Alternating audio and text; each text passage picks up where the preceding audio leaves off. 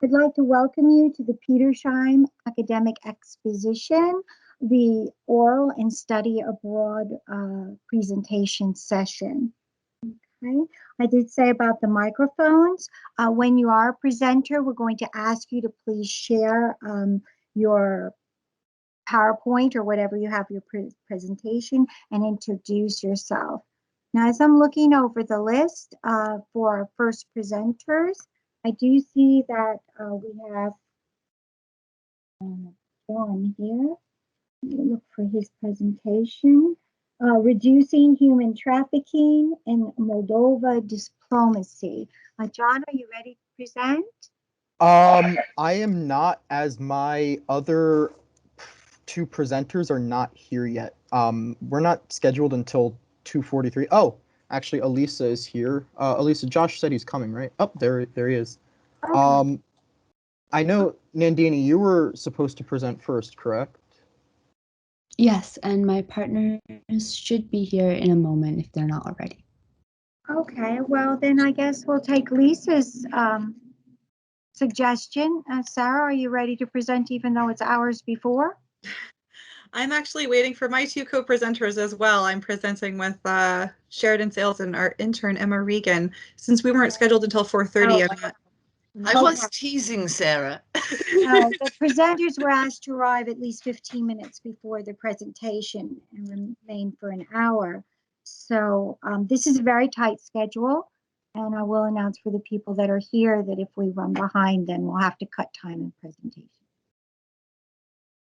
We don't have anyone ready to present. Everyone is here from your group. Oh, Juliet. Okay. Yes. Yeah, everyone's here for our group. Okay, Juliet. I'm going to try to make you presenter and then please. No. Okay. You should be able to present your material by using the share.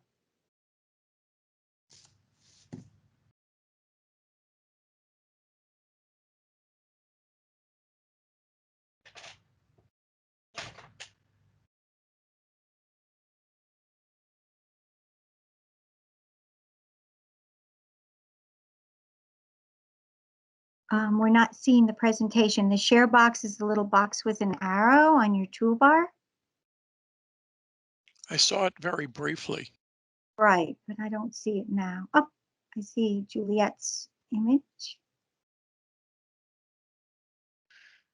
If you need assistance, Burke, you have a draft of theirs.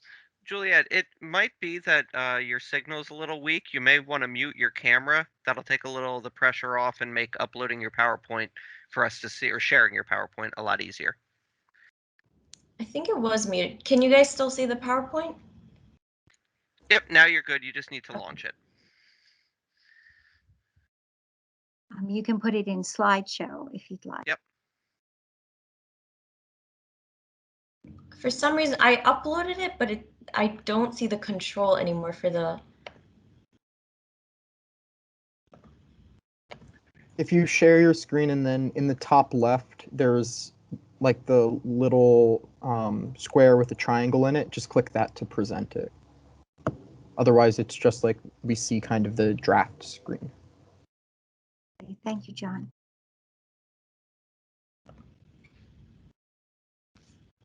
Are we good now? Perfect. Best of luck. Excellent, thank you. Good afternoon, everyone. My name is Nandini Jani, and my partners Kiana Gralisha and Juliet Nangini are proud to present our intervention addressing food scarcity in Yemen. We will begin by addressing the political and economic situation in Yemen, and then take a deep dive into 3 specific governance where we plan to provide assistance. Following this regional analysis, we will identify our target population and then jump into our proposed intervention.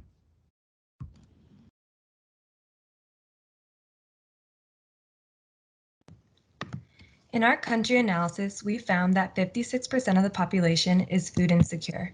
The first factor we are going to look at is the political sector. Due to these years of conflict, the entry points for food imports have experienced blockades throughout the war. The blockade of entry points has not only added to the food security challenge, but has made transportation to the markets extremely difficult for those already suffering.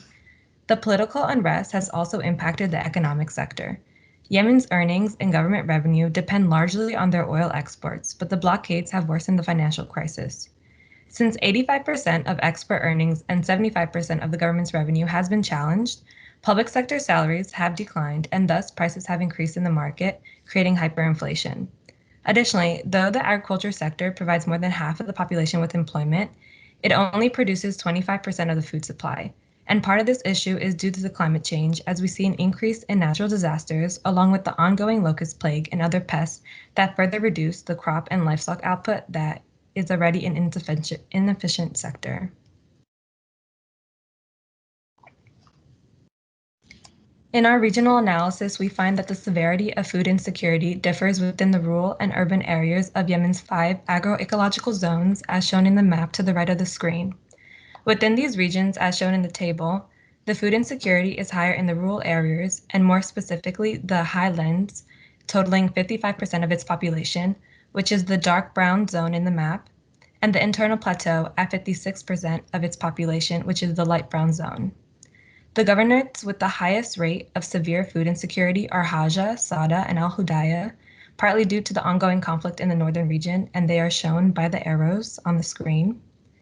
And though 33% of the population in Shabwa is moderately food insecure, which is the governorate underlined in the internal plateau in the light brown area, Sada, Al Hudaya, and Haja are severely insecure.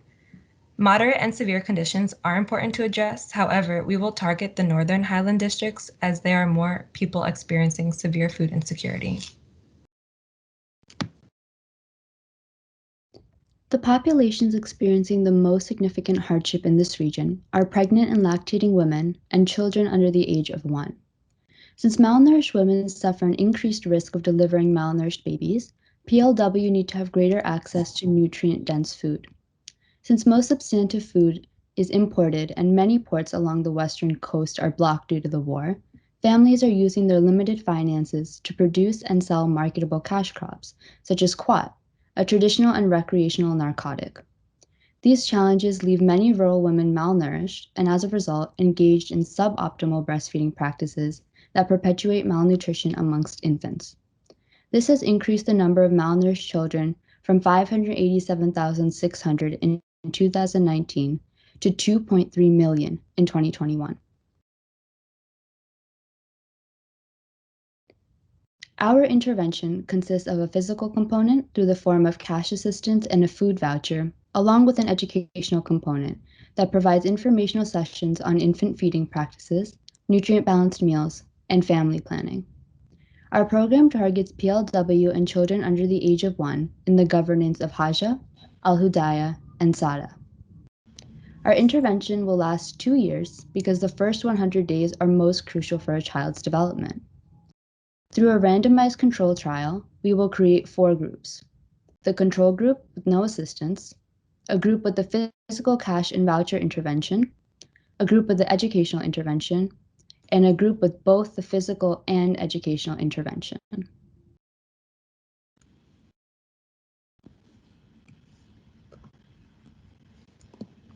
One of the interventions that we examined was the Oxfam and the UKAID's Yemen Food Security Project. This project had failed to properly target the right group, which is why we researched carefully in identifying that PLW and children under the age of 1 in the north are facing severe food insecurity, with rates of 1.2 million and 2.3 million respectively. Our cash assistance will begin with $5 a month for a family of 4 to 6 and $8 for families of 7 or more. The cash assistance will have a gradual increase over the time of the 2 years while the vouchers decrease. The educational portion of the intervention will address feeding practices, micronutrient needs, and family planning. The sessions will be led by local midwives and nurses who are knowledgeable about nutrition and trained in the proper healthcare services.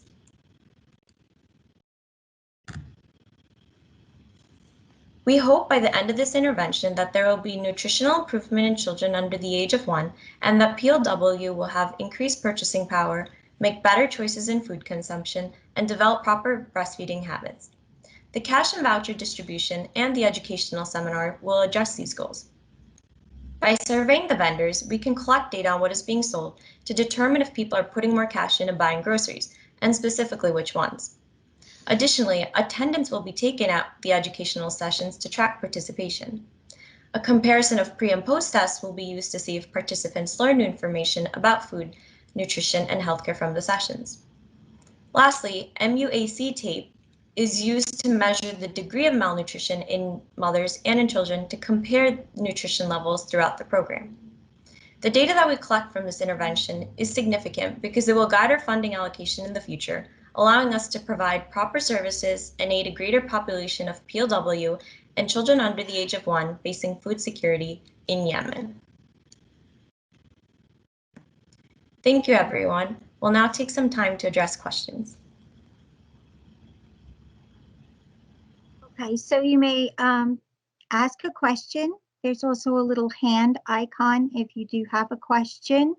And if you wish to type out your question in the chat, if it occurs to you later, then we will forward those to the presenters.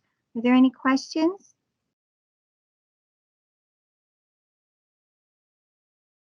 Okay, well, I have a question. You were talking about nursing mothers, and of course, their nutrition is very important because the nutrients they have go into the infant and give them that benefit. How are you implementing, seeing that they are continuing breastfeeding while receiving their supplemental funds and food?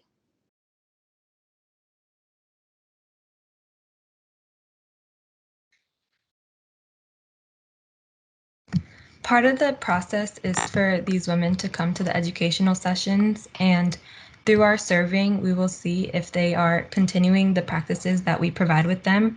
We are taking into consideration the ethical and cultural norms that they already have, because a lot of women tend to not want to be told what new practices they should be, giving their children. So we are taking that into consideration. In terms of following up with these women, we will be conducting surveys every time they come to the educational sessions and asking them what practices they are continuing to follow and why or why not they may continue to follow or not throughout the intervention. Thank you. Does anyone else have a question? I guess I can ask one. First, do we know how long breastfeeding goes on? Is a woman likely to breastfeed an older child at the same time? Thank you for your question. Based off of our research thus far, it is possible that these women are breastfeeding some of their older children just for the fact that there's limited food available. So we are hoping that we can mitigate that and reduce the age at which these women breastfeed their children, because we can give them cash assistance to acquire more food in the market. Okay, and the second part is it going to be culturally difficult to keep the women from, in some sense, favoring their older children rather than the youngest one? Or is that not an issue? You worry about misdirection. Yes, absolutely. That's a very good question. It's something that we think is a priority to do further research on, but we do think that these women, once they benefit from the educational sessions led by midwives and local nurses, people who are more sensitive to their culture within the community, once they hear new information from these local community leaders, that they will be more receptive to the idea that breastfeeding is most effective when there's nutrients coming from the mother to the child. And if an older child needs something more substantive, it's crucial that we get that nutrient dense food to them, and that breast milk will not be enough. Thank you very much. Thank you for your questions. And how long traditionally in their culture would a mother breastfeed a child? We are not sure about the specific times, as we've seen a range depending on the different governance and honestly what's available in their markets, because that does change from region to region, but it's something that we can do further research into. Thank you for bringing it to our attention. Thank you. As I said, if there are more questions that come up, you can type them in the chat and we will forward them to the presenters. Okay, I do not see the presenter. Is Stefan here? Elena for Lebanese water crisis slums of Beirut diplomacy. John, did your group come? Yes, my group is all here. Just quickly though, I don't see the chat feature. So Oh, it's a little bubble that looks like from a comic strip. yes, So we don't have that. Yeah, You some don't? won't have Oh. access to the chat. It's a feature. The meeting's created out of a channel or a team. So if you don't have it, there's really not much we can do to get it for you. You can try and leave and come back in. That can often make it appear. But if you don't have it now, you most likely will not have it, unfortunately. Okay, yeah, it's fine. I just wasn't I'm sure. sorry about that. yeah, I thought everyone since- that was invited got that feature. Yeah, Well, usually it's just next to the show participants list, but it's not there for me. Okay, I'm sorry. John, or whoever would want to Yep. start the presentation. Yeah, of course. Julia, if you could stop sharing. Thank you very much.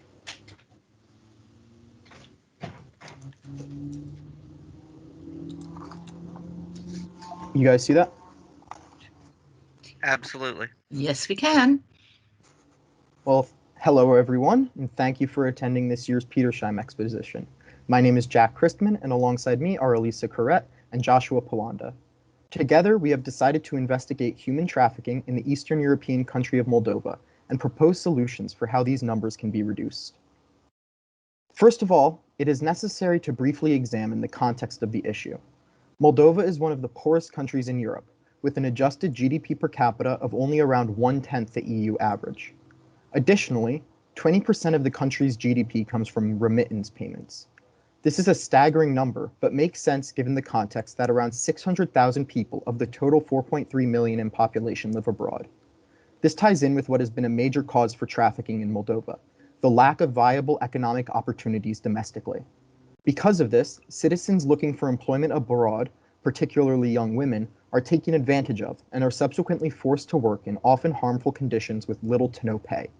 However, instead of simply telling Moldovans to stay in the country, our project proposes to educate the population on safe ways to work abroad, which is vastly different than how past interventions have been conducted. Simply put, campaigns in the past 2 decades have not worked. They have been too generalized and focused solely on the idea of sex trafficking. Rather, 66% of victims are targeted through some form of labor exploitation. Other interventions have provided a blanket Eastern European response, whereas we realize the necessity in addressing the unique economic situation of Moldova. Ludmila Bogdan, who has analyzed human trafficking in Moldova and has been published in the journal Comparative Migration Studies, has called for a complete overhaul to the current system, a task we hope to complete. When conducting our design, our goal was to propose solutions to eliminate the effects of human trafficking. To address this root cause of economics, we must recognize that it is a driving factor in recruiting the most vulnerable individuals. On the right of the screen, the graph demonstrates the increase of the number of people and children trafficked in Moldova from 2011 to 2019. This graph was generated based on the data provided by the U.S. Department of State. It is evident that the slopes are positive, indicating a net increase in human trafficking victims. Clearly, current interventions have not worked effectively, and our approach is going to be vastly different. We hope to use a 2-instrument approach. That way, these 2 instruments will be implemented simultaneously. One is a theatrical approach, which illustrates the several methods of trafficking and keeps the youth engaged in a story. This instrument is meant to be long-term, as it is going to deter the youth from being trafficked. The outcome will be apparent when these individuals enter adulthood without being trafficked. On the other hand, seminars will be targeting young adults as they are taught how to find safe employment abroad. Our seminars will be generated through regional surveys to gauge how much these individuals know beforehand. After that information is gathered, we will be able to tailor the seminar directly to our participants. Furthermore, we are hoping that these seminars will directly cater to eliminating work exploitation of these individuals. Given the education is through a lecture-style method, we will be able to see the outcome fairly quickly as these individuals continue to navigate looking for employment in Moldova and abroad. When assessing how to design our project, we decided to create 4 sets of groups which would provide a clear indication of the efficacy of our design. As Lisa described, our 2-prong approach will focus on theatrical productions and seminars. Due to the fact that recruiters and traffickers typically target village populations, we have decided to create 4 groups of 5 villages in each. So in total, we will be targeting 20 villages. The first group will be our control group, and these villages will not use our programs at all. The goal of this is to determine whether the implementation of our programs had any impact on participants. The second set of villages will only be using the seminars as a means to acquire their information. The third group of villages will only use the theatrical productions. Finally, in the fourth set of villages, we will deploy both the seminars and the theatrical productions. This method will give us a clear indication of which strategy works best, if any at all. With regard to the timeline of our intervention, we will conduct the program over a 2-year time span. Throughout these 2 years, we will survey the same people every 6 months to examine the efficacy of the project and the lingering danger of trafficking. Some questions we'll be asking are, did you refuse any work opportunities that may have been malicious? And have you accepted any work opportunities abroad? Through these checkups, we'll be able to accurately determine the effectiveness of our programs and the success of the Moldovan village population in deterring the threat of human trafficking in their country. Prior to the seminars, we will survey the participants in order to understand what knowledge they are missing. From this, our group can more effectively tailor the program to provide the best possible education to the participants. Theater is utilized as an engaging method to inform the younger population, who might not fully understand the tactics used by recruiters. We believe that the younger population will respond better to something they can visualize and be a part of. Ultimately, Moldovans face economic challenges that threaten their abilities to find work inside their country. As a result of this situation, many Moldovans seek out job opportunities abroad, making them vulnerable to traffickers and recruiters who prey on their financial status. Although working abroad can be an effective way for Moldovans to earn a better living, those who wish to take on such a task must be vigilant and properly informed about the dangers and risks. By empowering this specific group of people, our campaign will address one of the principal causes and roots of recruitment. I would like to thank you all for your attention, and we welcome any questions you may have. Thank you. Actually, I have a question, but first, Dr. Marlowe has a question in the chat. Dr. Marlowe, did you want to just ask your question, or would you like me to read it for you? I can ask, how are you going to keep the message from the theatrical presentations in particular from bleeding into other areas outside the villages to which they're assigned? In particular, can you guarantee that those messages will not reach your control population? That's a very good question. And the thing that's really interesting with Moldova is they, like the citizens, both in the cities and in villages outside of the cities, have been targeted by campaigns for anti-trafficking for the past 20 years. And they have been kind of like just so filled with this information and have there hasn't been a new approach to it. And so they've been given this information over and over and told the same things that they already know. So if it does bleed over, it's already things that they should know in the case of the theatrical productions. Those are more tailored towards the children, of course. And although adults can also like participate and view it, we don't think that it spreading will necessarily like hinder the results, perhaps, because the information that spreads, the primary way anti-trafficking information spreads in Moldova is by word of mouth. And it's usually confined within their villages, we found. So of course, we can search for villages that are further apart and do that strategy. but for the most part, we don't really see it being too big of an issue. Thank you. Does your study also address providing good work options within Moldova so that there wouldn't be a lure to travel away without being able to vet what type of work is being offered? We've really found that improving the economic situation in Moldova would require a much, much greater intervention than we have at our disposal. And instead of saying it is out of our scope to say we can't, just don't go abroad, just stay in the country. It won't work that way. Already hundreds of thousands of their population, upwards of like 20% of their population, lives outside the country. So instead of saying, hey, don't go outside, we're teaching them the right ways to go outside and find work, and empowering the people to find job opportunities and employment the right way, and a safe way. Because yes, we can improve the economic situation, but that requires a much bigger intervention that will then hopefully someone else will be able to step up and do that kind of at the same time. So over time, abroad employment can kind of be reduced. If I can add on to that, actually, as Jack was alluding to, it's a much bigger intervention, but it's also going to take government policy as well.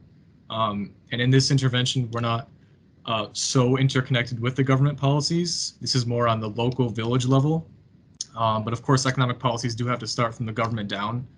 So until that larger intervention can be deployed in Moldova, it would be very difficult to provide those job opportunities in this specific program that we offer. And Jacob, I see your hand up. You would have to turn your mic on. Hello. Yeah, this is Jacob. I just had a question. So I understand this is like very good work that you're doing, but what is your target audience for like these theatrical productions and the seminars? Because I heard a lot of the younger people, you would like teach them more often, and if the older people that you will be teaching have heard this information over and over and over again, how can you make sure that you're differentiating your information to help everyone in those villages? Yeah, no, that's a great question. So we see the plays as more of a long-term thing, right? So even if the group of villages that were just doing the plays, even if that does not see a reduced number of people being trafficked, it honestly shouldn't right away, because these are younger, it's targeting a younger audience that in a few years when they're searching for work will be more wary of the recruitment tactics, such as one of the biggest ways is by utilizing native Moldovans from those villages to recruit for the recruiters. So then with the seminars, that's why we are in favor of offering a survey first to gauge the information that they don't have. So asking them questions like, did you know that, or is it possible to be recruited by someone you know? Things like that, where they haven't been told this stuff for the past 2 decades, and finding the weak points of their knowledge and then tailoring the seminars based upon that, in order for the short-term young adult population from like 18 to 24 who is beginning to search for work abroad for the first time. Yeah, thank you for that. Thank you for the question. Well, thank you for your presentation.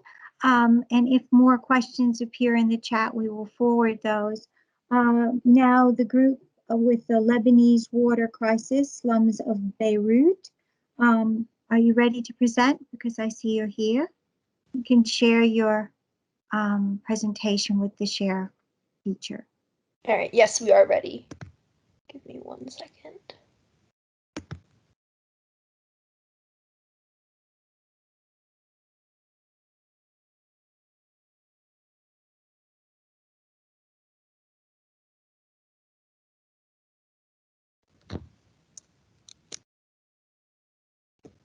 Can everybody see this? We can see it. I'm not sure if you can. Perfect. Yeah, there we go.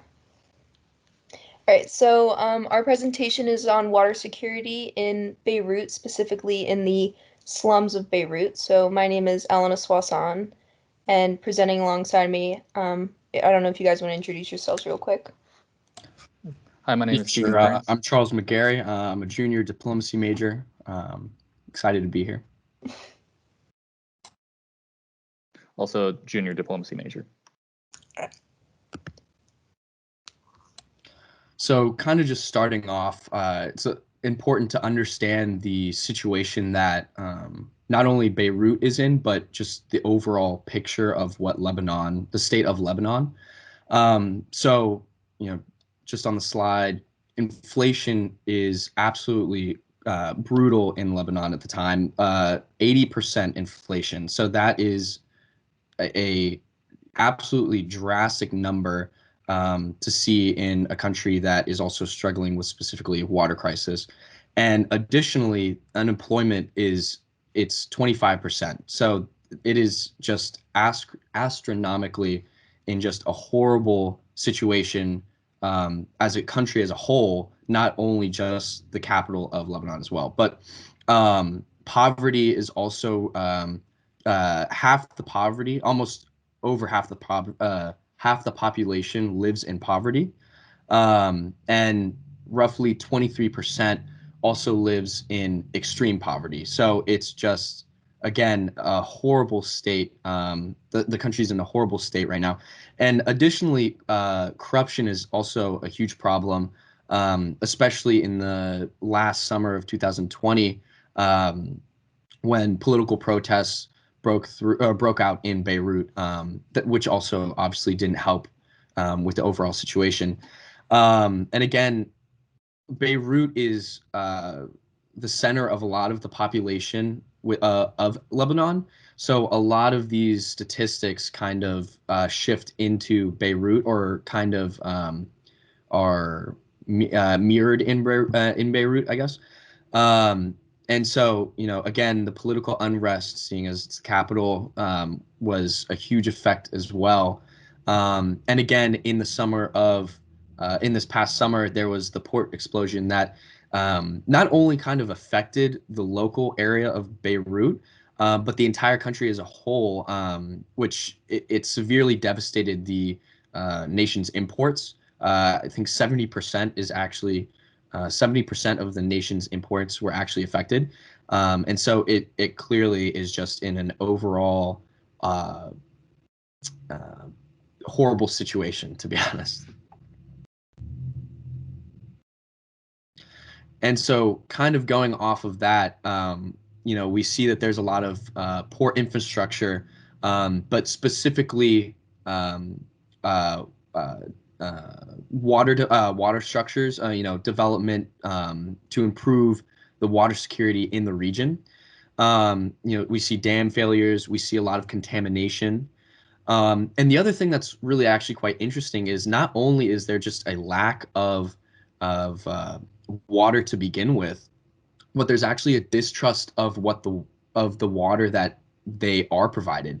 So there's roughly 20,000 wells, and a majority of them are unlicensed, unregulated, and a lot of people don't trust the water that they're getting. They don't know where it's coming from.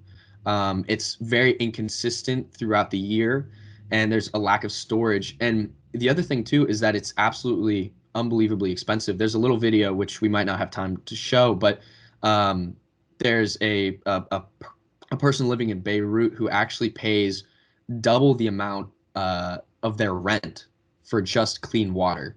So it's absolutely in such a horrible situation for the population of Beirut.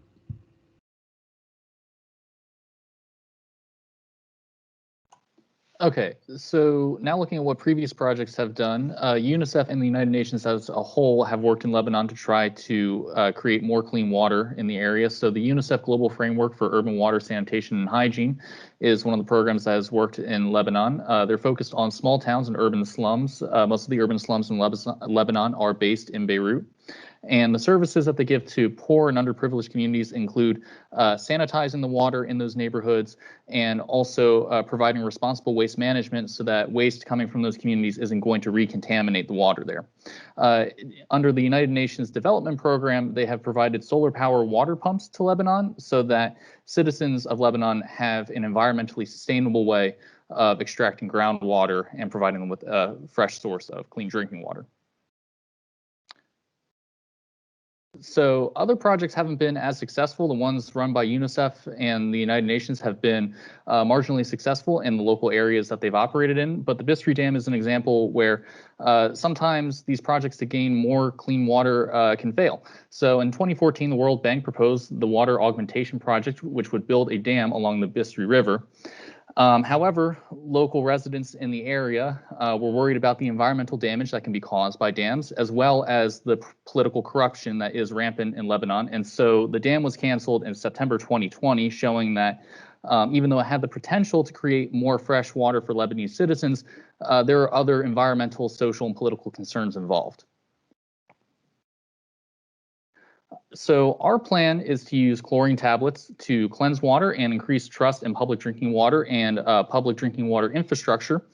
We also want to construct more solar-powered water pumps in urban slums in Beirut to provide clean drinking water in an environmentally sustainable way.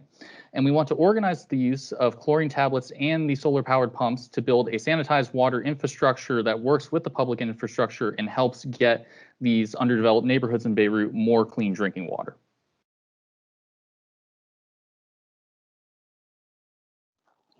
Okay, so how we're going to, oh wait, sorry.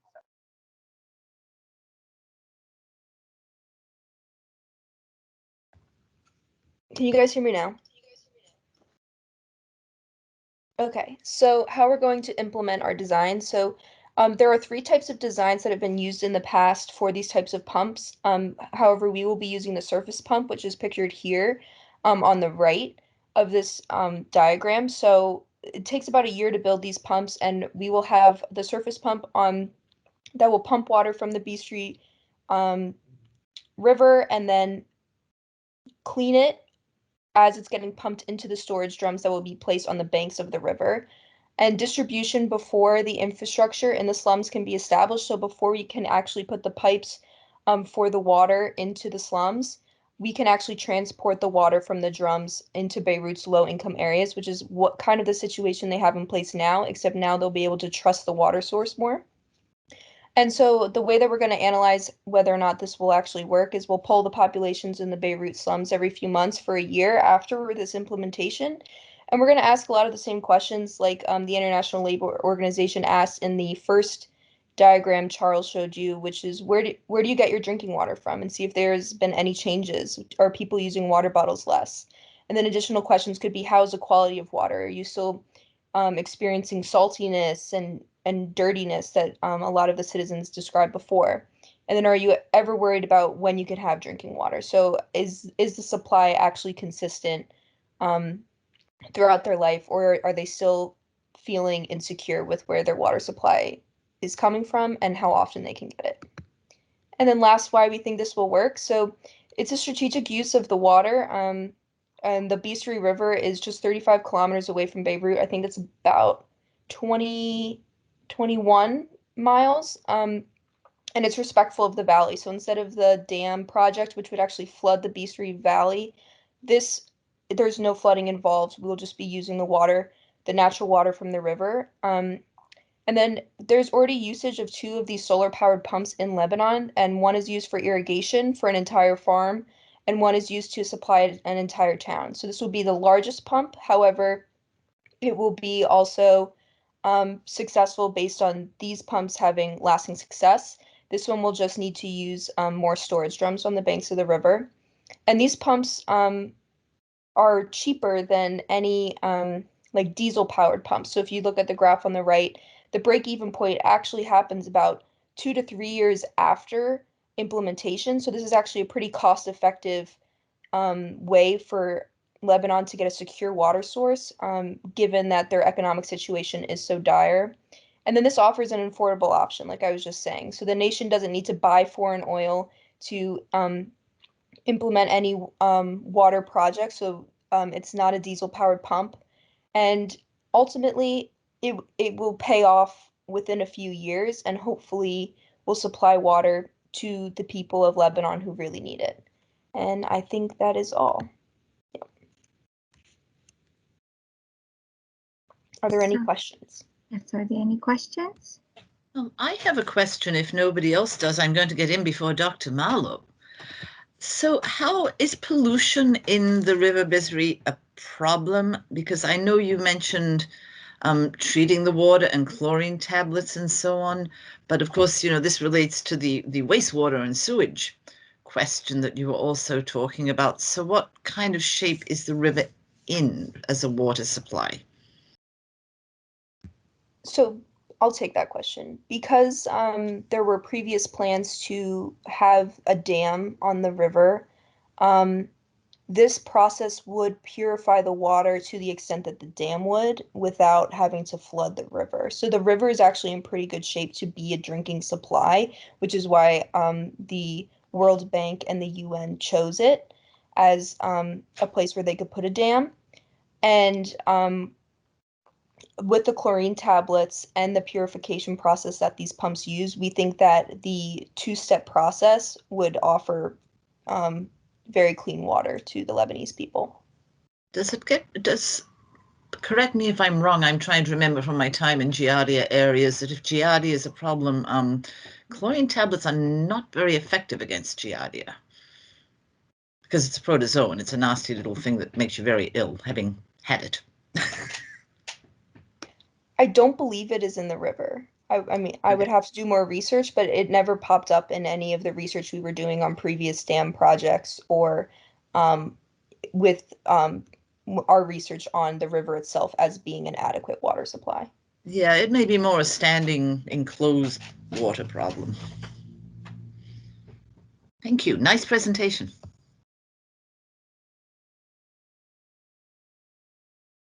Okay. You mentioned the UN and other organizations. Where would the funding be coming from for this very beneficial water project? I'll take that one again. So the UN is responsible for the 2 previous solar pumps being used in Lebanon. So I believe that the funding could come from that organization.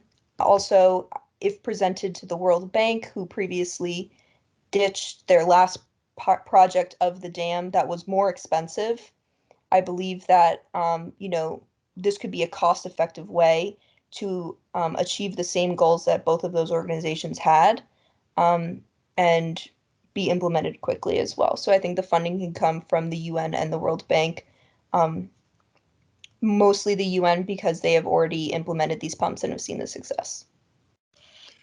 One pressing question, of course, especially given the prevalence of corruption, is who is going to see to the equitable distribution of the water that is purified and prevent people, say, from taking advantage of it for profit distribution? Good question. Anyone? I mean, I would imagine that if you are looking for equitable distribution, you should probably allocate that power to like a local government within the neighborhood or within the section of the city. There's still possibilities of corruption, of course, but I think that needs to be a responsibility from the people accessing the water to, you need to create like a transparent committee as to where the water is allocated within every neighborhood. And you need to have possibly a council of, people who represent that neighborhood who are on a board that decides where the water goes to try to make sure that it's not going into corrupt hands. So I would say you just need to create a local body of government that is both transparent and democratic in the way they operate and the way they decide how to allocate the water. That's a good answer. However, I would definitely try to at least deal with some of the sectarian tensions if you are in a neighborhood that happens to split across religious lines. Yeah, of course. And, oh dear. Okay, I think I've unmuted. You're taking the water from the river and it's being purified and then sent directly to homes to start with? And secondly, if so, is there going to be like a recycling and reusing of the wastewater as has been proposed in places where there is a lack of water, and there may be a lack of water globally in the coming years? I think in the beginning, our intention was to have the storage drums because to build the infrastructure to get pipes into all of these homes, a lot of these homes do have existing infrastructure where they could get running water, but they don't trust the source. So I think to get the water from our storage drums into those homes that already have these pipes is going to take longer than it actually take to build the pump itself. So in the beginning, we intended on having a similar system which they have in place now, where there are people who sell water on the streets and bring it in, almost like if you see the Poland Spring trucks around where they have the giant containers of water. It's almost like that, and people go to the truck and purchase the water. That would kind of be the situation. We'd be in a shuttle situation in the beginning. As to your second question about, using the wastewater, I think that'd be a really good idea to kind of recycle because the supply is so limited. But because there is such a distrust of the water now, I think that would have to be a second phase and see after we have our preliminary questions answered about whether or not our program is being received well.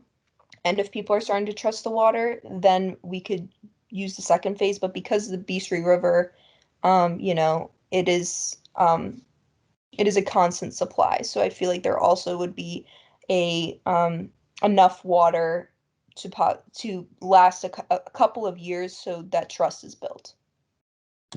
And also, just to kind of add to the first part or the first question, it's the distribution of the water is kind of, it already exists, not to the extent that it should be, but it already kind of exists. It's just that the quality of the water that is being distributed in the past has had such a low quality that it then builds the distrust of the water, of the water supply, where this comes from. So not that there wasn't any process for them to get water, it was rather that it was just poor quality water. So, there are wells, there's plenty of wells, but wells that have been full of water that is just, not of good quality.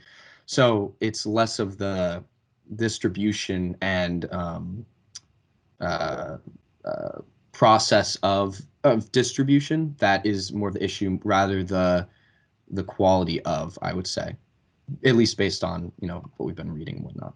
Thank you for that clarification. And of course, Poland Spring, the original well, also is not usable for potable water at this time.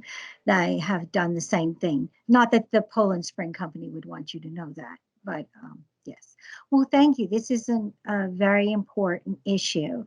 And if any other questions come up, we will forward them. I'm going to make my last call for the displacing diesel generation use in Haiti. Anyone? Okay. Well, then our next group, combating child marriage in Turkey. I see two of our members are here. Are you ready to present? Hello. Hello. You can share your presentation using the share button.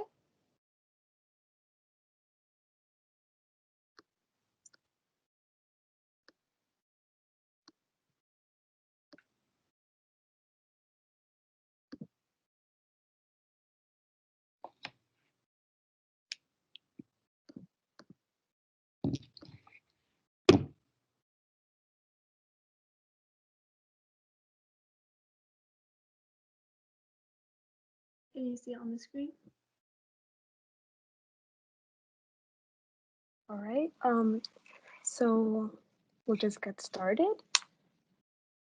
Hello, everybody. My name is Jessica Leonardo, and we're here today to propose an intervention.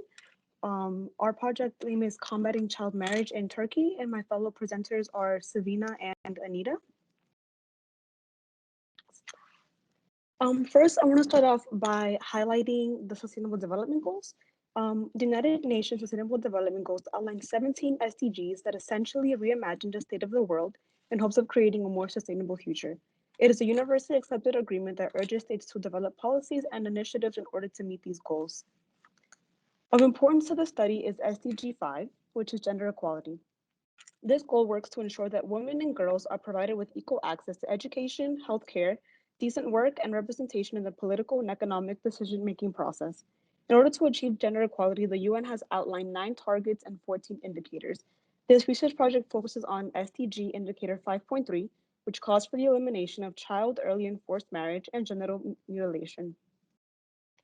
This is measured by the share of women aged 20 to 24 who are married before the age of 15 and the share of women who are married before the age of 18. According to the UN, 400 million women globally now aged 20 to 49 were married before the age of 18. If this trend continues, more than 140 million girls will be married before the age of 18 in the next decade. There has been some progress towards ending this practice globally as countries are beginning to adapt their domestic laws and implement new policies to combat this, but this is not enough and much more remains to be done. Going more into depth into the situation of child marriage in Turkey, Turkey has the highest child marriage rate in Europe. 15% of girls are married before the age of 18 and 2% before the age of 15. One of the primary drivers for child marriage in Turkey is the lack of education. Child marriage is observed in higher rates in regions where the rate of being educated is low. Another driver are customs. In eastern regions, customs and tribal traditions preserve their significance. An example is the existence of a great number of proverbs justifying marriage and childhood age in the Turkish language. An example is, girl in 15 is either with husband or on ground. Economic reasons are as well a major driver. Some families have their children married to wealthy individuals. This is seen as a solution to poverty. Another driver is rape. The solution offered to the abused and raped girl is unfortunately her marriage to the perpetrator of the crime. Then the tarnished reputation of the family will be cleared.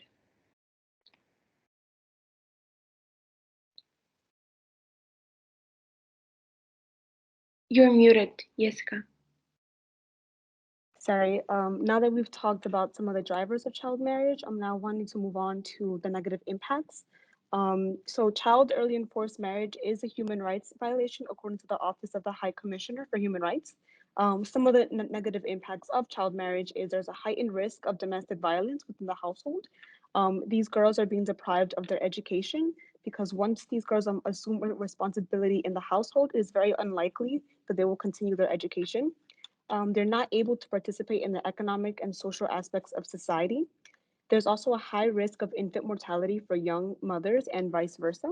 According to the International Women's Coalition, girls under 15 are 5 times more likely to die in childbirth than women in their 20s, and they face a higher risk of pregnancy-related injuries.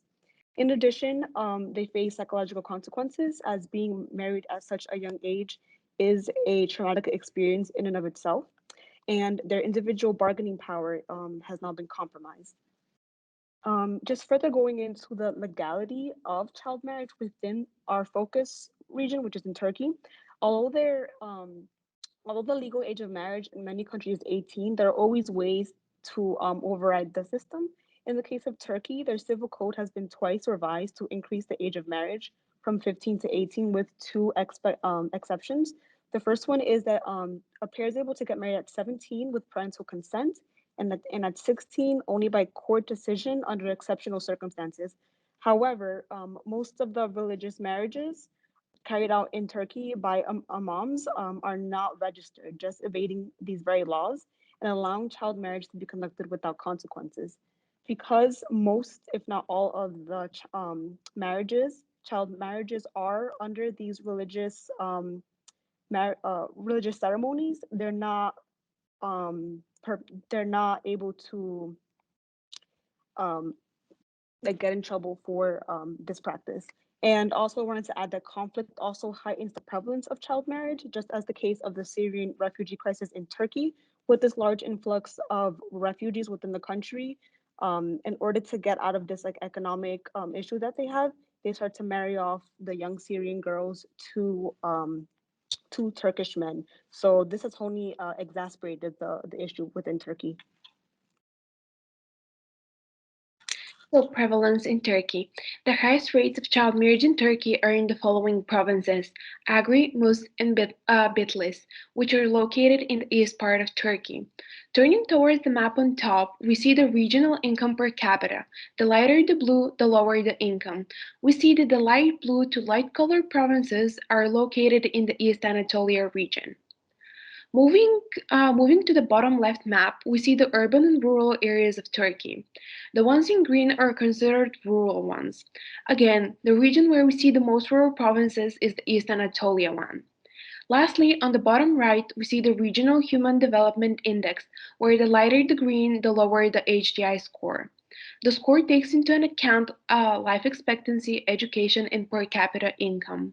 We see that we have light green to yellow colored provinces in the East Anatolia region, which means that they scored low on the HDI index.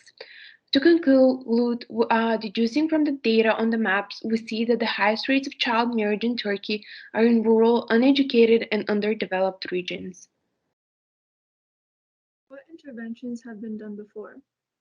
Tostin, an NGO in Senegal, works to empower rural and remote African communities to bring about positive social transformation and sustainable development through a holistic, non-formal education program based on human rights. The community program is a 3-year curriculum that provides participants across all ages and genders knowledge and skills. The program's philosophy on participation creates unity that informs and challenges social norms.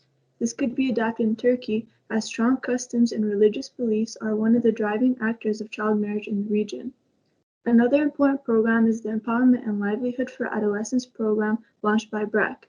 Currently, it's a network of 360 clubs across 6 countries that offers adolescent girls the opportunity for a better life through mentorship, life skills training, and microfinance.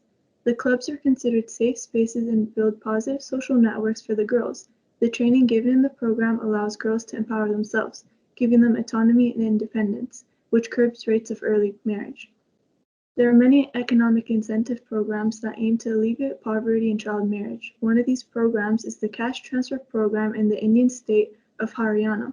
Bonds were given to newborn girls that were redeemable once they turned the age of 18, on the condition that they were unmarried. The program in reality had adverse effects, as many families waited to cash in the money at the end of the program, as they saw it as a way to cover their daughters' dowry and marriage expenses and other purposes. Based on the interventions that we've seen, we've created our own intervention and project proposal. Our goal is to decrease child marriage in Eastern Anatolia, and we'll be implementing this in a multi-targeted program. Our targeted age group is 13 to 17 years of age, and the length of our intervention will be 5 years. We'll be providing a financial voucher for $60 to parents living in rural Eastern Anatolia in order to keep their girls in school. We'll also be providing community-based classes that focus on health education, women empowerment, financial literacy, and learning and trade. We'll be doing this in partnership with a local NGO called the Flying Broom. Our control group will be offered no vouchers or classes, and we've created 2 treatment plans to see which is more effective. Our first treatment will include the financial vouchers, and our second will be the financial vouchers as well as the classes. These are some of the variables that we'll be looking at to measure success through household surveys by village. The number of girls that remain in school after the age of 15, the number of years of schooling pursued past the primary level, employment after completed schooling, and the rate of marriage amongst girls.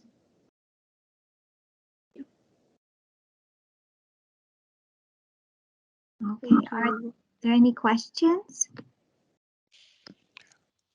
Tom? One question that I always have, and in this one it seems to come up particularly, in some medical trials, they totally abandon the control group when it turns out that things that seem to be effective.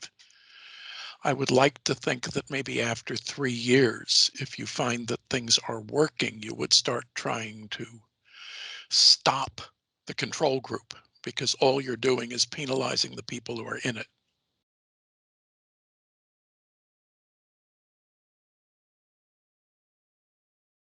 Of course, yes. Taking into the ethical concerns of implementing this type of intervention, we would definitely reevaluate that. And if we see that things are working and that these financial vouchers are keeping girls in school longer, then we would definitely work towards that as well. Thank you.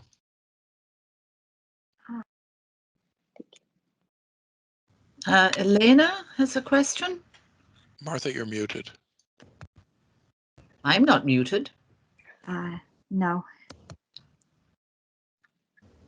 Oh, Okay. Elena is muted. Sorry. Can you guys hear me? Yes. Yes. Okay. So first, I want to say great presentation. I guess my question, I have two. First, are there any laws that in Turkey that are against child marriage? And then I guess the second would be, how would you, because I'm sure this will come up, how you combat those who look at your program and say, well, this is our religious preference? Because I'm sure there is some religious beliefs involved in the prevalence of the practice of child marriage.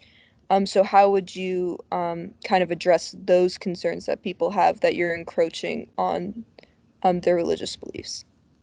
Yeah, definitely.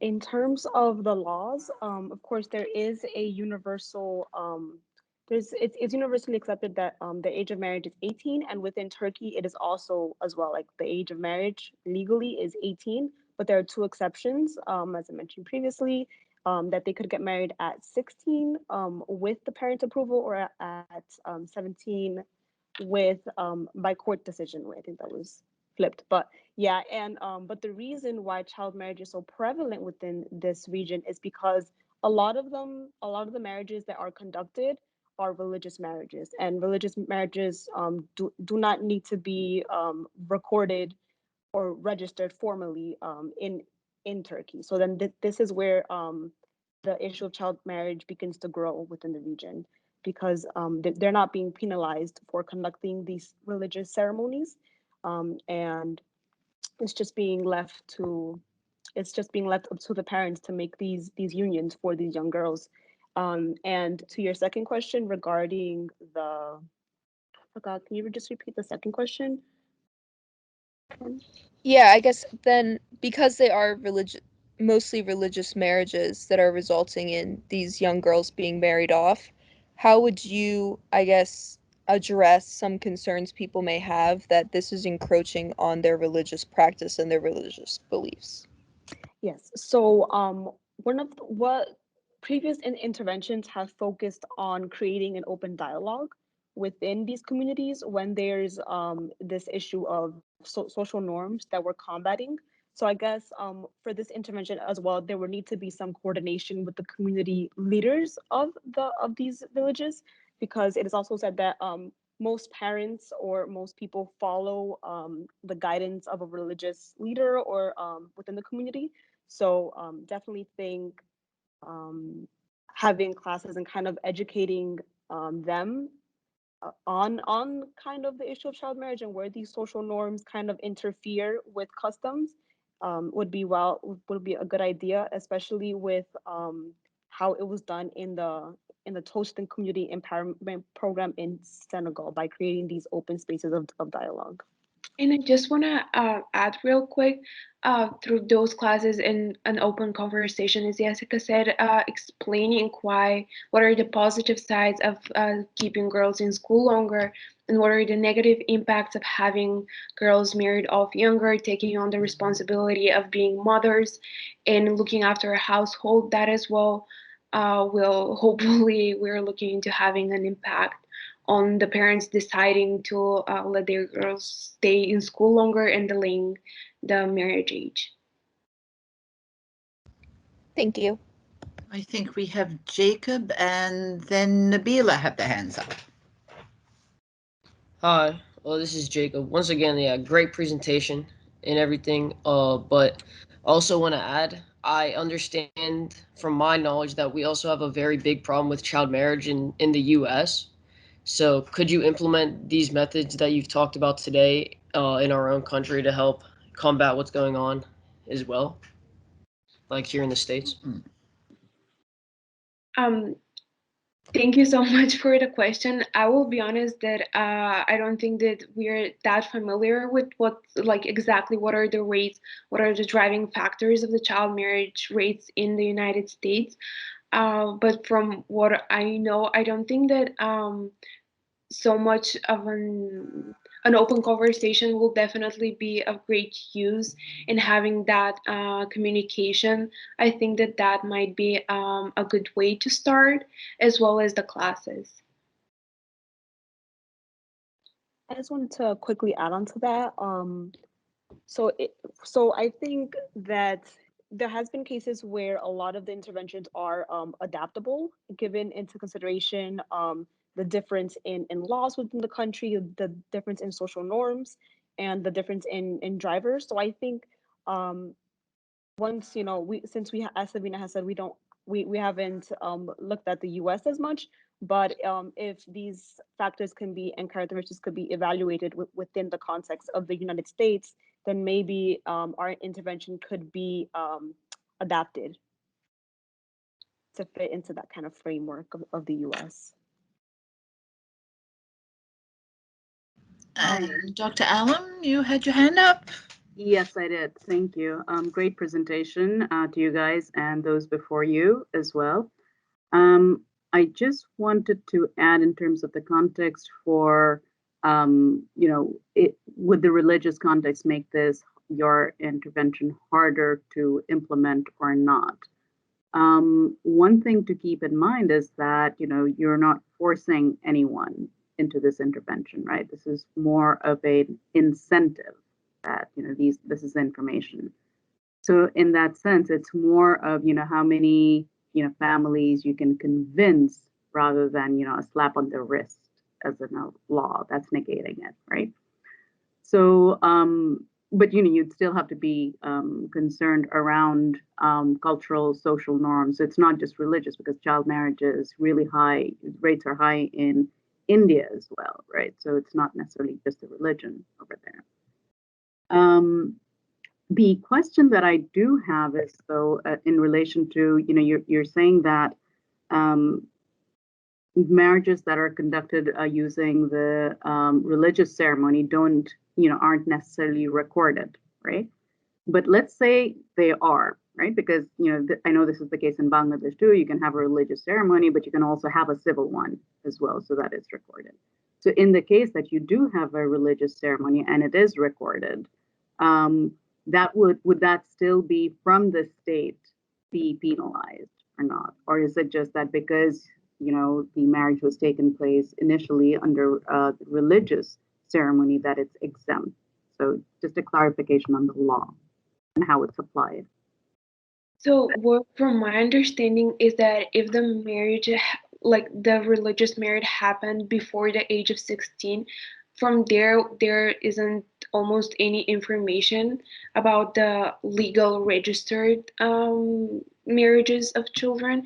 But after that, as there are some loopholes in the law with parental consent or with the court allowance, I think that from there we see both of the ceremonies performed, like a religious one and a civil one.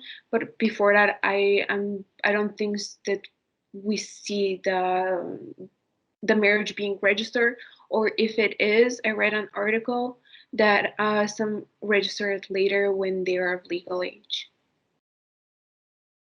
Okay, thank you. So I guess that nexus of the age between, 15 and 16 versus, that's an area that, could be studied more to see, what happens in this area. Okay, thank you. Okay, and I had one question. How did you calculate the amount of benefit, the money that they would earn keeping the young ladies in education? Is that based on how much it is to take care of them over those years? Or you mentioned they had to have a dowry also to get married, which is a financial burden on some families.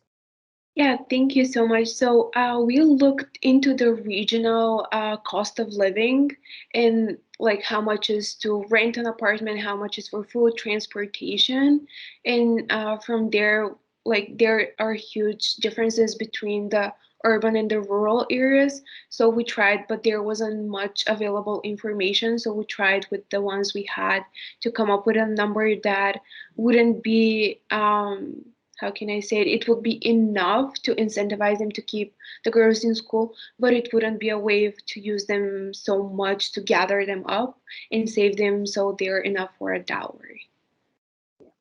Oh, let me see. Oh. And also now, if the young ladies go through education, would there be means for them to become independent rather than seeking to be married? Is this a concern of some of the parents or adults?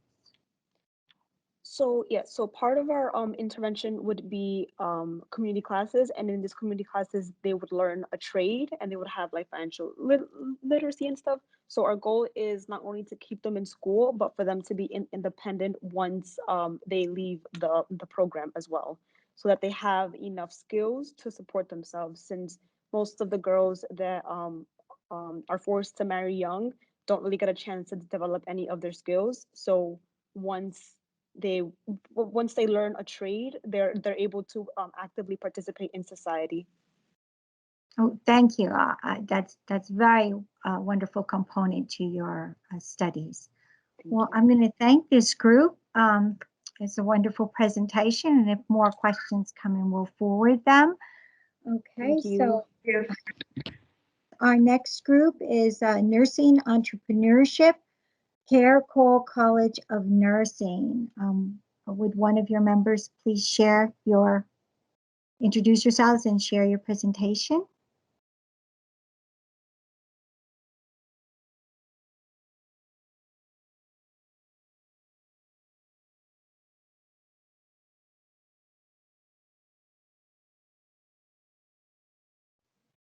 Good afternoon. My name is Katie Mazzarelli, and my team members, Madison Luston, Teresa Wang, Wendy Gonzalez, and our faculty advisor, Dr. Catherine Connolly, thank you for the opportunity to present our project on nursing entrepreneurship.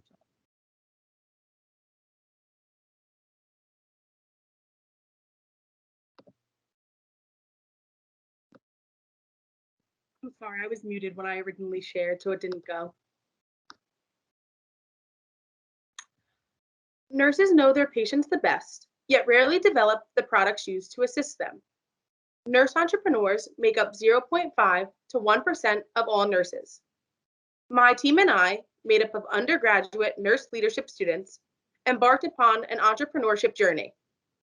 Our journey aids in inspiring other nurses to take leadership roles and address challenges in the healthcare system.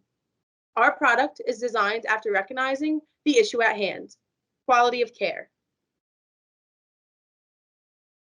The first step of being an entrepreneur is identifying a problem and solving it. One Nurse Journal source reads, nurse entrepreneurs use their nursing platform to educate, empower, and engage others. Their businesses are used to identify existing challenges in healthcare delivery or education, develop workable solutions, and often bring new products to the market. With quality of care at the center of our work, we created an application, Care Call, that competes with the outdated call bell system in hospitals that has been around since the 1800s. Long patient wait times impact patient satisfaction significantly. Throughout our journey, we are lucky enough to work with interdisciplinary groups, including business, healthcare, and communications, to facilitate the development of our product. CareCall delivers direct and concise information to the necessary staff. On the right, you are looking at the screen from the patient's perspective. When a patient has a request, they select the corresponding icon instead of hitting the outdated call bell and waiting a long period of time for their request to be answered. These requests range from machine beeps to assistance to the restroom. It's easy to use, efficient, and will improve patient satisfaction scores as well as nurse burnout rates. As opposed to our competitors, we developed our app so that requests are sent directly to the nurse or patient care technician, depending on the clinical practice skills required. On the left, we're looking at the screen from the nurse's perspective. Her current patient requested medication about 9 seconds ago. Due to her scope of practice, this request was sent to her. Similarly, the screen on the right demonstrates requests representing the text scope of practice. This eliminates time spent making multiple trips to rooms, which is particularly relevant given the current conditions of the COVID-19 pandemic, as it allows for requests to be handled in a more timely and safe manner. Recently, we piloted the application at the Interprofessional Health Sciences campus and went through different scenarios in which we reassigned patients, answered patient calls, and patients canceled false requests. This pilot proved that our app is efficient and ready to move on to the next level. In the future, we are planning on piloting our app in a live inpatient floor at St. Peter's University Hospital. We will look to improve our app and study our data. We plan to gain capital by participating in more entrepreneurship contests. This will allow us to continue gaining finances to improve our application and gain exclusive entrepreneurial knowledge. We hope that our entrepreneurship journey will offer insight and guidance to other nurses and healthcare professionals who are hesitant to enter this unique world. Healthcare professionals engaging in entrepreneurship will further create a positive future for patients, and we hope that CareCall will continue to do the same. Most importantly, one of our goals is to inspire and encourage not only nurses, but all interdisciplinary fields of study to pursue their creative ideas regardless of the barriers they may face. Thank you for your time and attention, and we would love to open the floor to any questions.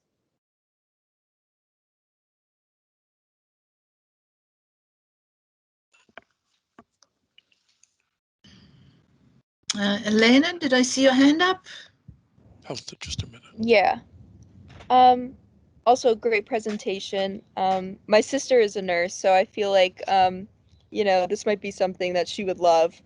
But my one question is, I guess, for hospitals who, the question is, I guess, is it an app, and does the app need Wi-Fi to function? And then also, would patients have it on their own personal devices, or would hospitals supply devices to patients who might not have the financial means to have their own personal device? Thank you. So right now, what we've worked on is mostly a prototype. So in regards to Wi-Fi, we haven't really worked all of that out yet. However, for the actual app, we are planning on selling almost a package to hospital systems where they could purchase both a tablet and the system programming. So that way, patients, when they arrive to their room, will have the tablet right there, and they'll be able to access the app without having to have their own device to use it on. And Parker, you had your hand up? Oh, yeah, my question was about if it was going to be on tablets or on phones, and depending on, like, I don't know, older. I know some people aren't up to technology, and just what are, like, the options for that? Is it just, like, easy to use? Yeah. So this was a little bit of a barrier that we came upon was people who, for example, might be blind or have different disabilities that would make it difficult for them to use the program.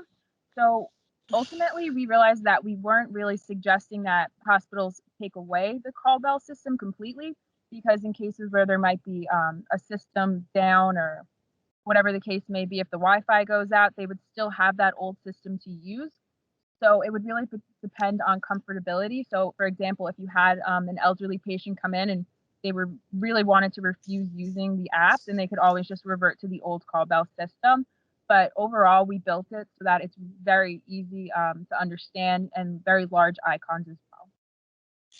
Okay, one question, I guess, and that is, can you make the argument, or would you begin a study, because I think you should, that would argue that in addition to improving patient satisfaction, you would expect at least a minor improvement in patient health, patient condition and also staff satisfaction for that matter.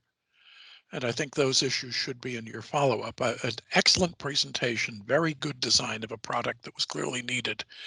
But I think there are some other things that can enhance your package and also possibly improve it. Thank you for that. Yeah, we mostly had looked at patient satisfaction in general, and then had also, we began looking at nurse satisfaction rates and nurse burnout, but yeah, we definitely want to look into that, so thank you.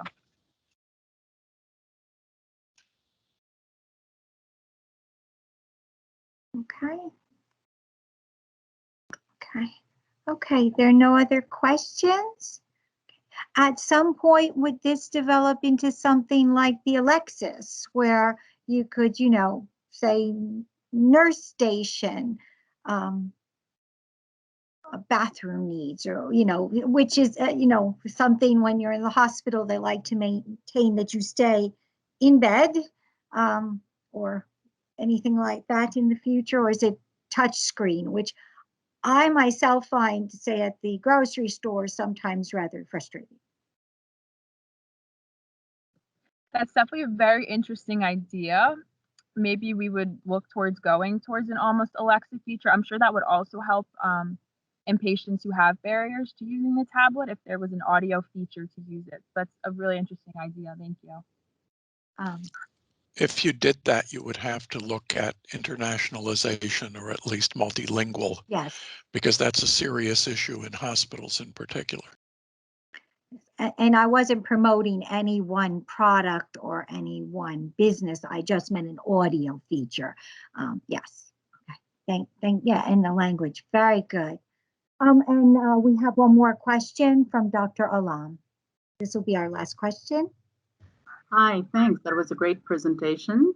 And my question is more along the lines of, you know, I'm not in the nursing field, so I don't know anything about this, but are there tracks through which, you know, when nurses or, you know, other specialists in the medical field, they come up with innovations, that there is a go-to place where, you know, kind of an accelerator, incubator where you can run through your ideas? Or is it more that, you know, each team or individual who comes up with it is on their own, and, you know, they have to, you know, push for their ideas? So right now, I believe it's more of an individual. You have to push for your own ideas. I know that we faced a lot of issues in the beginning because a lot of us didn't have much of the business knowledge working on it. So we were very confused when we had to work on provisional patents and all of those aspects. So we were lucky enough to have help from the St. Paul Business School. So yeah, I think that right now it's really just an individual push for your own idea and work for it on your own. In the future, it'd be great if we could have a rise in nursing entrepreneurship, and then have a more general place to go to get help with everything, and help anyone who has an idea work towards furthering it. Great. I mean, that's maybe something you guys could also push for in future. It would benefit, you know, the whole community over here and those who use the products. Thank you. Okay.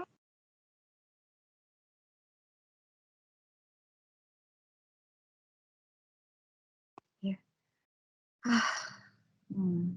Entrepreneurship journey. My computer is not behaving today, of course, unfortunately. And if there are more questions, please type them in the chat, and we will forward them to the presenters. Okay, our next presenter, Sarah Heiser. I see you're here. I don't see the other people in your group, but it would be your presentation time. Would you please upload your presentation? Absolutely. It's just me and Catherine today. Right here. Can you see my presentation? Okay, wonderful. I don't see the chat. Okay. So my name is Sarah Heiser, and my co-presenter is Catherine Strick. Our co-researchers are Isha Aisha and Georgie Grishnikov, but they are not here right now. Our presentation is on assessing the causes and solutions to gender inequality in education in East India, and our intervention to solve some of these disparities. To begin our research, we conducted a sustainable goal assessment on education and gender equality in East India. We focused on the 5 most eastern states of Odisha, Jharkhand, Uttar Pradesh, Bihar, and Uttarakhand. All 5 of these states reported lower literacy rates for girls than for boys. All 5 states also reported lower female enrollment for secondary education. Our assessment proved that Uttarakhand has the lowest gender parity index for female enrollment at 0.91. We wanted to create an intervention that would increase attendance and decrease dropout rates for girls. We assumed that more days in school will increase literacy, math, and science skills, since students should have more opportunities to learn. We hope that our intervention will increase income, graduation rates, and marriage age for girls in the long term. Although we identified many possible causes of dropout, we will only be working on one issue: lack of transportation. Transportation can be a huge barrier to education, especially in rural areas where students may have to walk very far distances to school. Especially if they have to walk alone, this creates safety concerns and parent concerns. We hypothesize that increasing transportation will increase attendance and therefore increase literacy.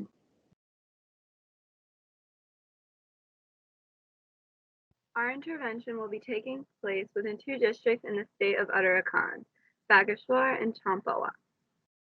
We chose the state of Uttarakhand due to its female-to-male secondary education enrollment ratio being the lowest of the states in eastern India. Further, we chose Bageshwar and Champawat because they are the most rural districts within that state.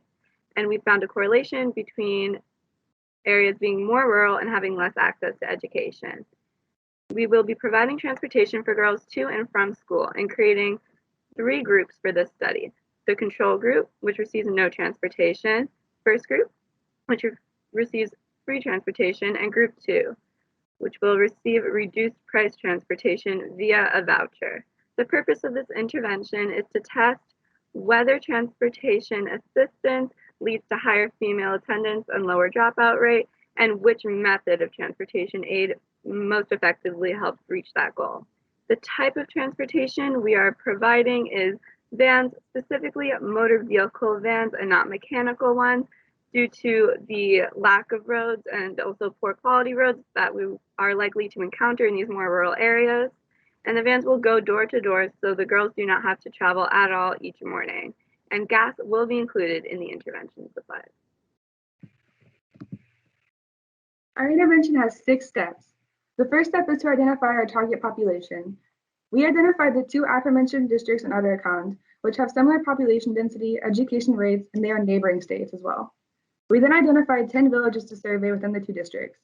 We will do a survey on households with middle school and high school age girls. Our second step is the initial survey and data collection.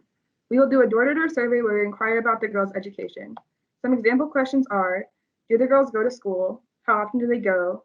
Do they have access to transportation through the household? And how often do they have access to this transportation? The third step is recruitment. Based on our survey, girls who do not have access to transportation consistently will be invited to participate in our program. The fourth step is implementation, where we will implement transportation for a full school year. The fifth step is a second survey at the end of the school year, where we will collect data on changes in attendance. But we will also ask questions to the parents about if they feel that their child has improved math, literacy, and science skills, and if they have more interest in continuing education for their child, and if their child has more interest in school. The final step will be a long-term survey conducted 5 to 10 years afterwards, where we will ask if the student graduated from high school, what their income and household structure looks like, and what age they married at. Based on our survey, we will be able to draw conclusions about the effectiveness of our program, and if transportation can increase attendance, decrease dropout rates, increase literacy, and increase the long-term standard of living. To conclude, we believe that our intervention will be effective. In India, as well as many countries around the world, female students are often prioritized less than male students, especially in rural villages.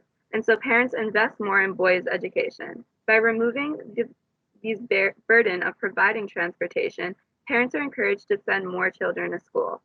This greater ability to send their children to school will most benefit girls in secondary education, as they have been typically the least prioritized in the household. Next, there are some challenges to implementation that must be considered. Child marriage is still a prevalent issue in India despite being against the law. Adolescent women are unable to complete their secondary education when they are married off to a different family, typically. Other challenges are lack of roads and infrastructure, as mentioned, and the large distances between homes on a pickup route. Finally, there are some alternative factors that may affect our outcome. Parental concerns about their children's safety being picked up by a stranger, and quality of education and gender discrimination are both factors that could discourage students from continuing school and completing it even despite access. Altogether, despite these challenges and external factors, we believe that providing transportation to girls will help increase female attendance and lower dropout rates. We hope that this intervention will provide insight into useful policy recommendations on how to best increase female enrollment in secondary education in East India. Thank you. Questions?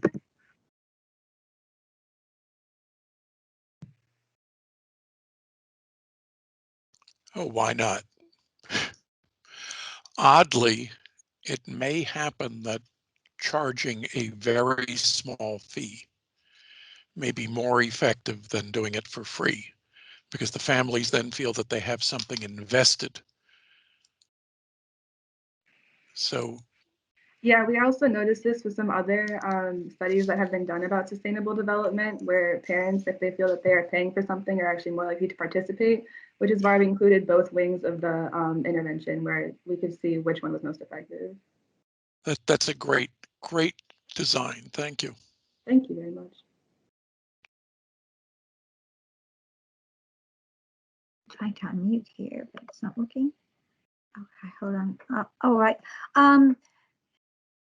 I understand that the need for the education of the girls. Do the families feel they need the older girls at home to help with domestic and childcare, or are they encouraged to have them go out of the home to be more educated? You want to answer? Yeah. So there has been trends more recently, especially pushed by the Indian government for girls to be in school.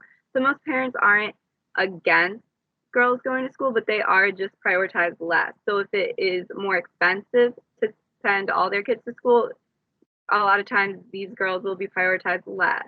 And so that's why we think that taking one of those barriers away will be likely to increase the likelihood that parents would bring their kids to school. So it's not that they are against it, and it's more that there's more important things sometimes.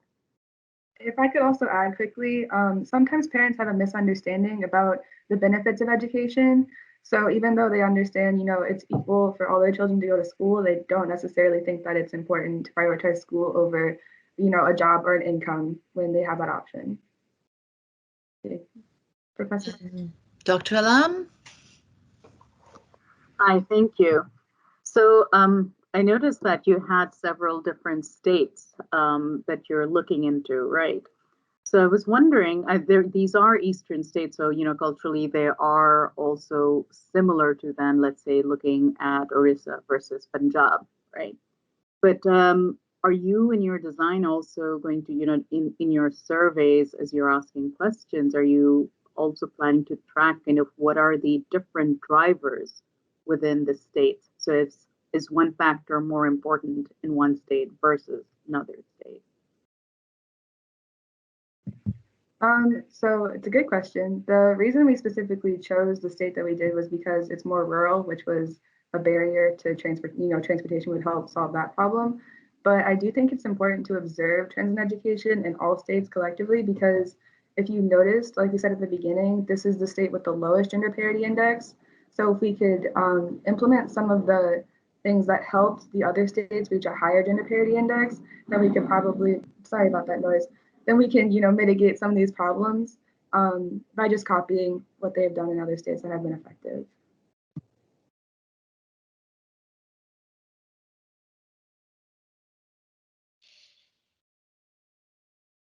I do notice that you are avoiding the tribal states, which is probably a very good idea,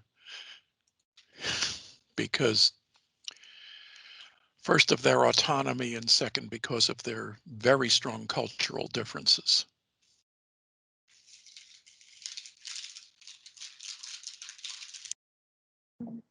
Yeah, we had an interest in Eastern India from the start due to our co-researcher actually living there and seeing a lot of the problems that girls have with access to education within the region she lives in. And so that was really the reason that we got into this area. But you're right that it could have been a lot more complicated in other. Well, I mean, those are in East India too, Manipur and so on, Northeast India. But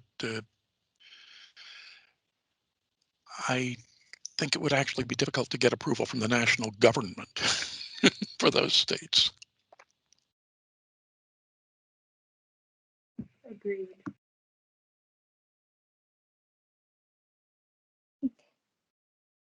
So I don't see any other questions at this time. If they do come up, please put them in the chat. Thank you for this presentation. Very valuable research here also. Our next presenter is Miller. Are you ready to present Internet-enabled devices for students in temporary housing, centers for community research and engagement? Miller? Yes, I'm ready to present. I'll share Okay. right now. Yeah, you can just use the share feature, that little.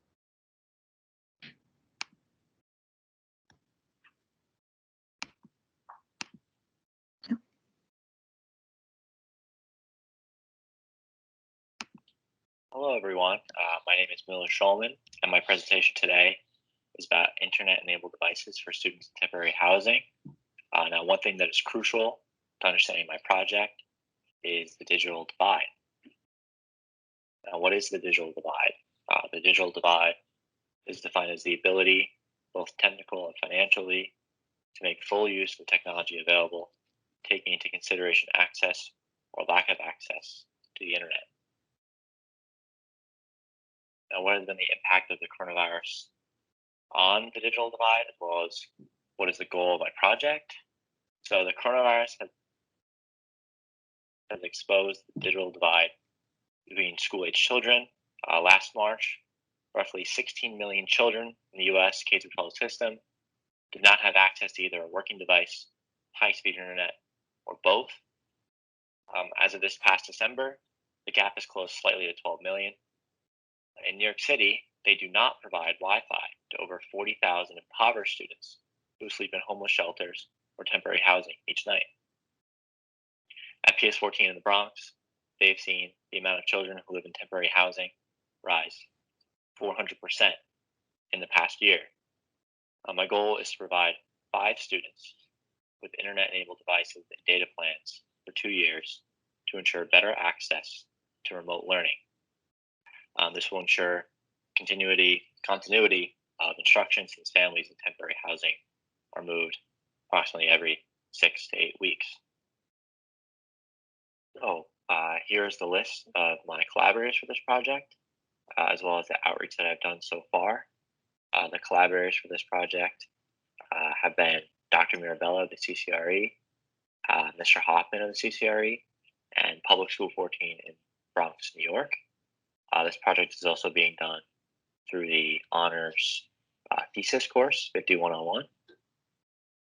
And so far, my outreach strategy has consisted of elected members of the community, such as Councilman Mark Jonai of New York City District 13, private funding, as well as reaching out to PS14 parents through a survey, which is what we're going to see next.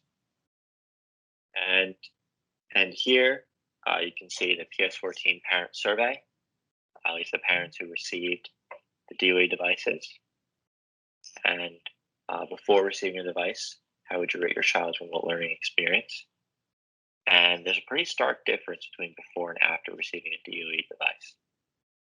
So as seen here, 71% reported a poor or fair experience for their child's remote learning experience.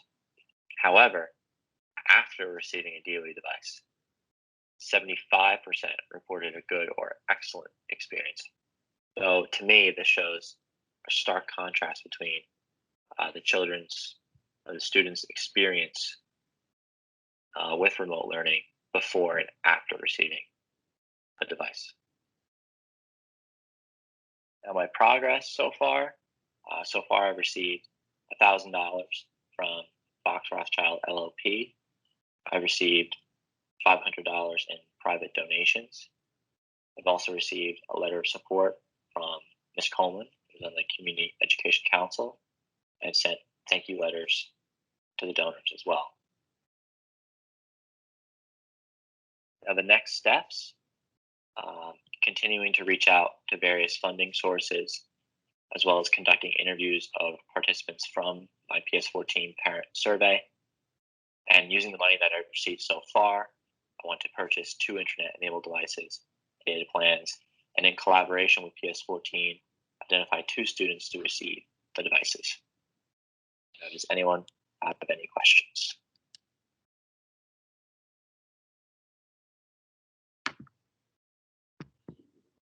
Well, I think, Miller, this is Lisa. I would ask the perhaps obvious question. You had outreach to Verizon on your list. Is Verizon not willing to offer some free or at least heavily discounted data plans to support this proposal? I mean, it wouldn't actually cost them anything out of pocket to do that.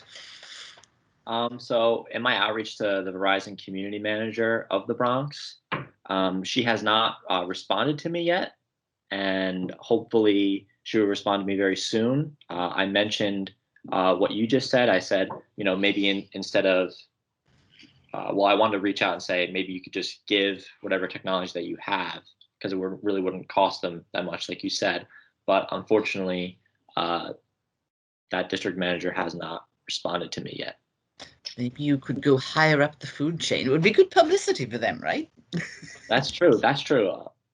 For sure. So Miller, can you talk a little bit, this is Dr. Marabella, can you talk a little bit about what your research has found out about the digital divide and communities of color, and perhaps why Verizon isn't responding because they've been inundated during this moment? Well, in my research, the digital divide is pretty stark between communities that are majority white and between communities that are majority minority. And this divide, at least digitally, between internet connections as well as having the devices, is not something new that has been brought about by the pandemic. It's pretty much been a solid issue that the pandemic has really coaxed to the surface and made it really, really profound.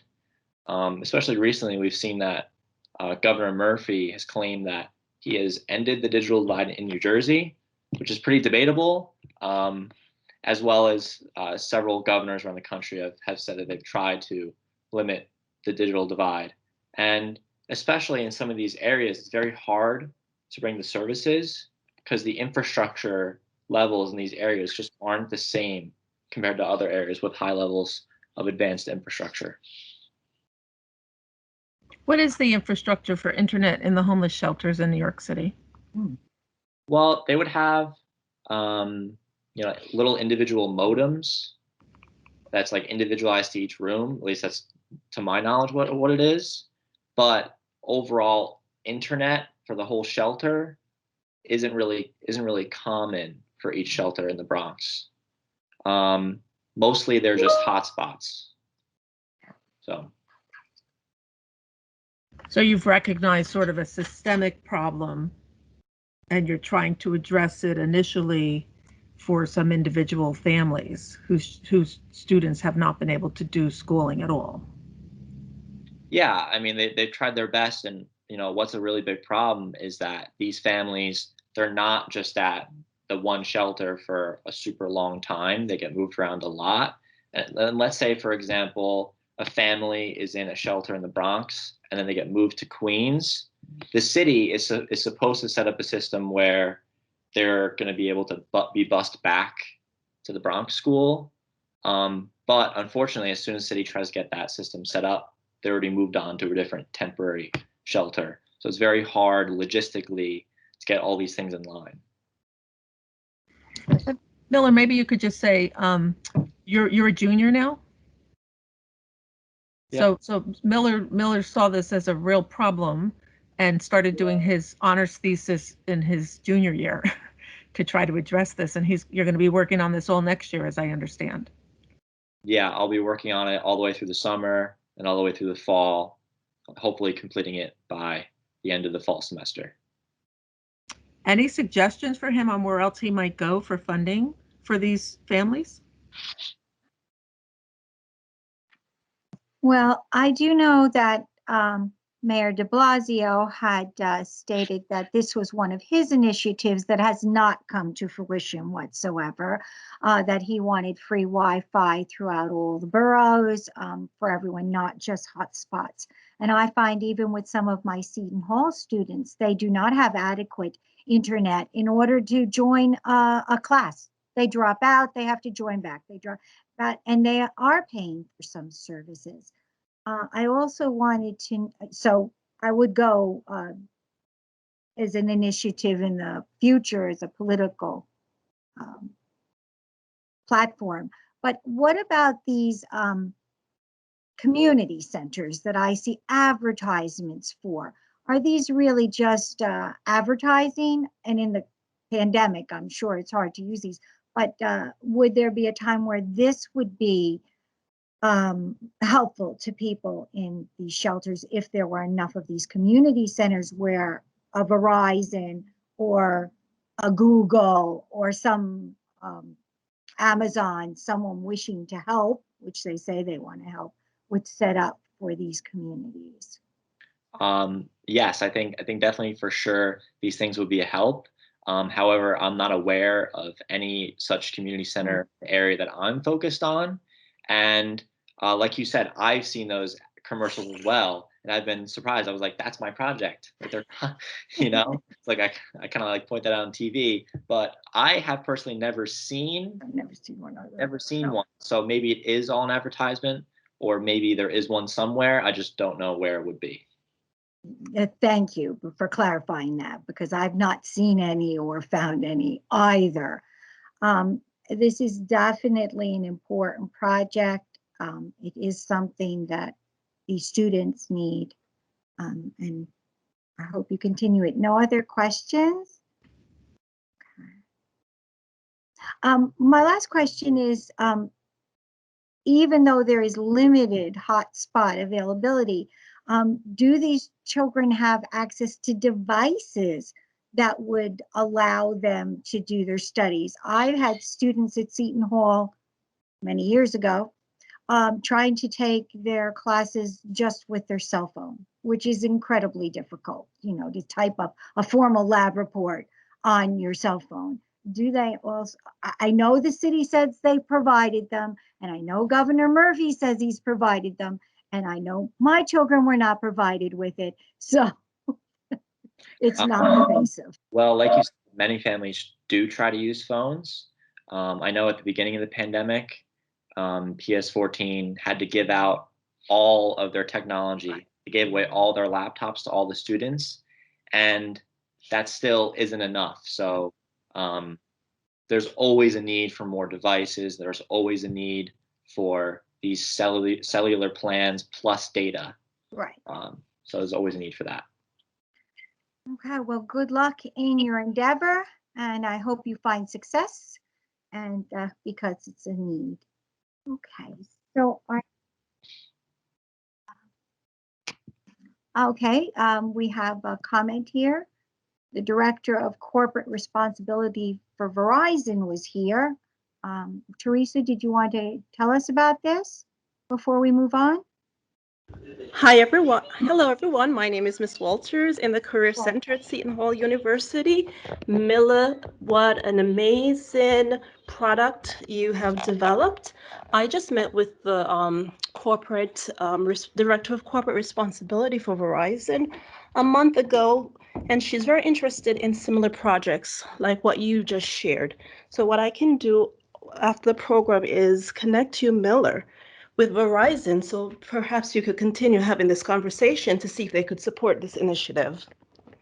Oh, thank you for that. You see, that's what the Petersheim does. It connects people together. Absolutely. Go on, Miller.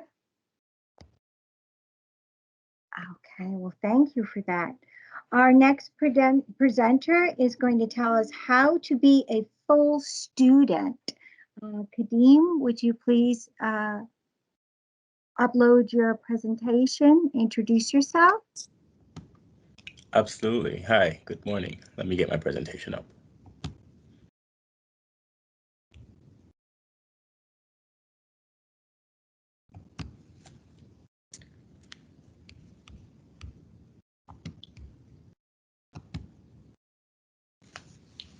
Great. Can everyone hear me? Yes. Great. Okay, so today I'm going to present on how to be the full student by a full student. 15%. According to a global poll conducted by Gallup in 2013, 15% of the entire world's population of full-time employees are engaged in their jobs. That means a whopping 85% of people all over the world borderline hate their jobs, are just tolerating it for the paycheck, or they've checked out years ago. Now, I will say in the US, it's a little bit better. 3 in every 10 Americans are engaged in their jobs. Of course, that still means that around 70% of Americans are not really there every day in their jobs. They're just there for the money. Looking back in time, college is supposed to be advertised as the place where we find our dreams, right? Where we work, find our passions, and ride off into the sunset of the corporate world. But then, based on this statistic, something seems to be missing. So then where is the disconnect? Could it be that college is being misrepresented? Or could it be that college is no longer useful? Or could it be that students aren't using college correctly? Myth or fact? College will reveal your passion. Myth. College does not guarantee a revelation to anyone. However, college does provide the most conducive environment, or one of, for finding one's passions. See, we have to understand what college is. College takes a subset of the entire population, which are low stakes environment, which features less competition. Now, once you're in college, you're not facing the full force of the entire world. You're really just focused on that college environment. This is the place to try new things. This is the place to experiment, make good mistakes without real detriment to the rest of your life. Take a second. Think about how many people over 40 would likely make a serious career change off a whim. But did you know that the average college student changes their major at least twice? Yes, but that is absolutely normal. It is imperative that students do more in college and find their true selves. But then, of course, most of you have heard something like that before. So then, is what I'm saying different from that? Well, hear me out. Let me tell you my story.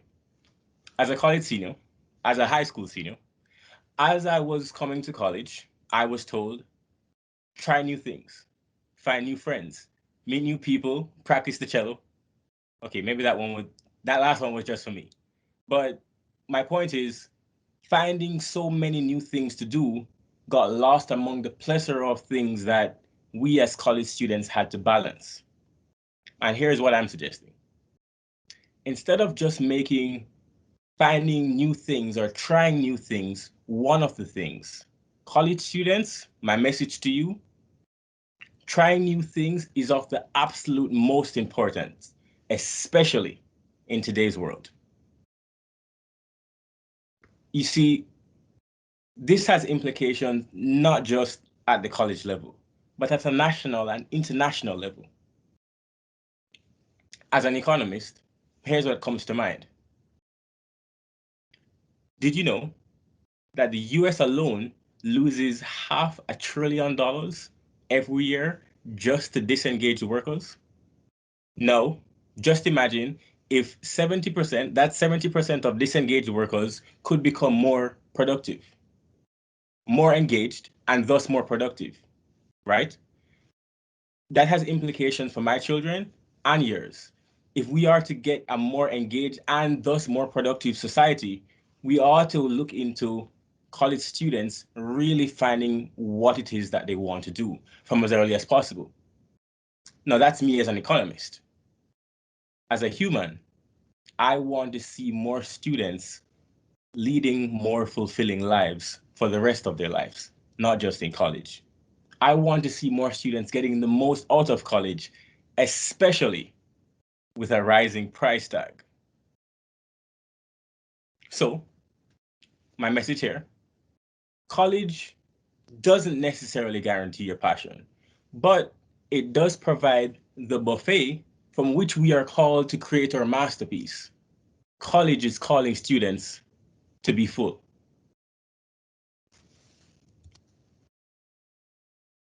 Enter the full student.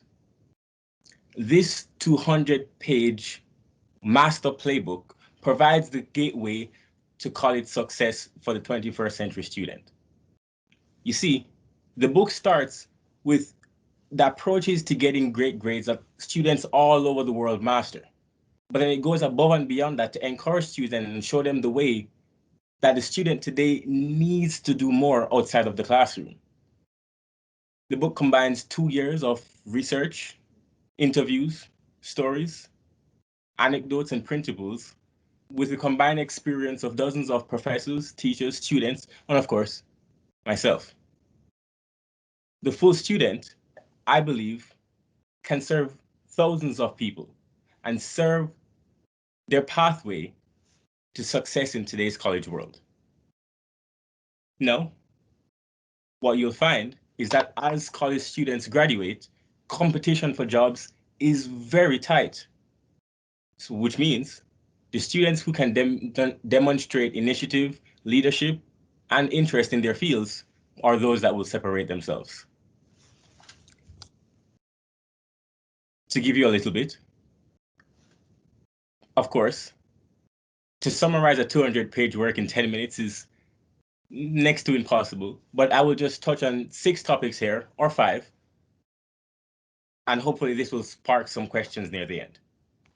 The first one, studying based on the Feynman technique. Feynman technique is based in you truly understand something when you're able to explain it to someone else in simplest terms with an emphasis on self-testing. This is fundamental to top students all over the world, and they do this automatically. Next goes into spaced repetition. The book uses the analogy of the gym. In the book, let's say you were looking to gain muscle over a 6-week period. And so you decided to work out 4 hours every single Monday. Now, if there's anyone who goes to the gym in here, you're probably raising your red flags right now. And what they're saying is that runs the risk of injury, and it's also not really effective. What would be more effective is to take those same 4 hours and space it out during the week.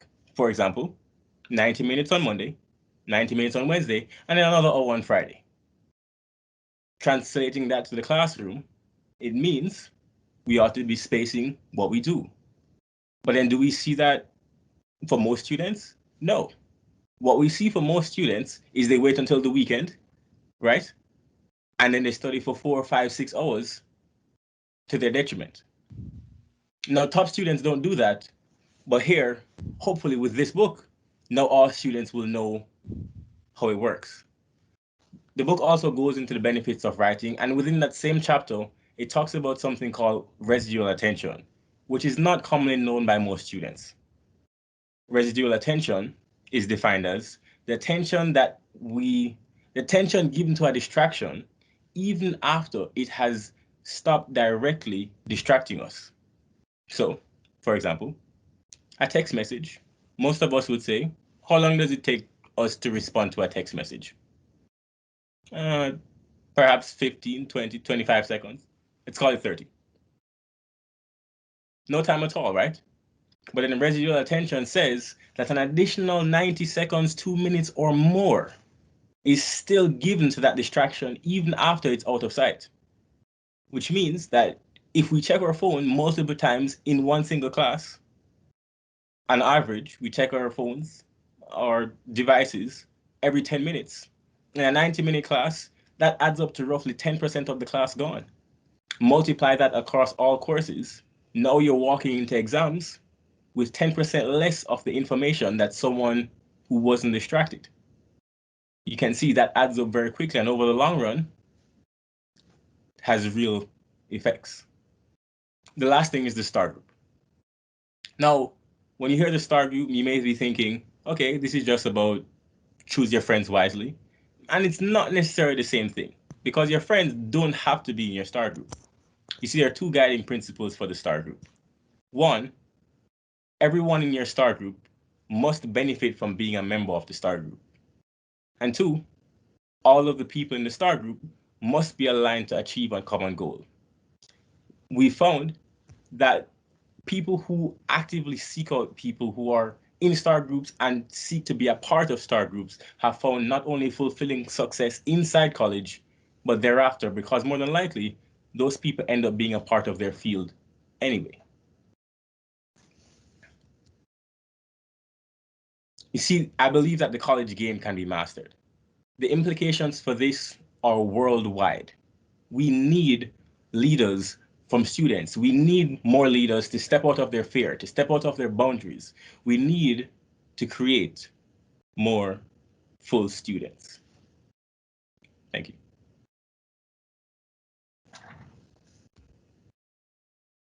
Questions? So we have a minute here for questions. Are there any questions? Looking up and down for hands. Tom? The one thing that I see is that,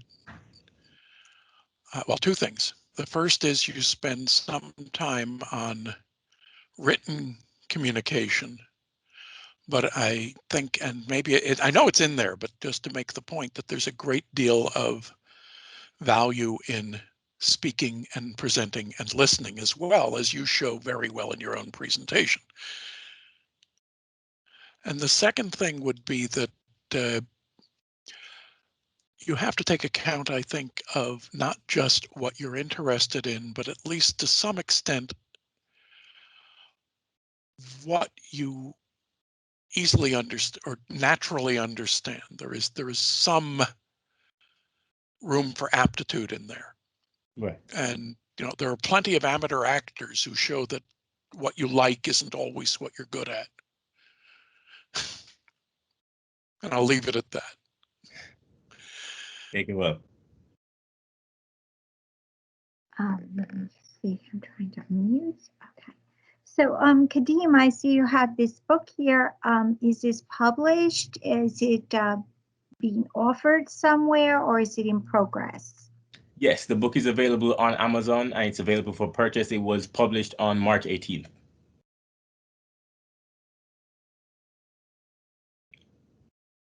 Let me see. Oh.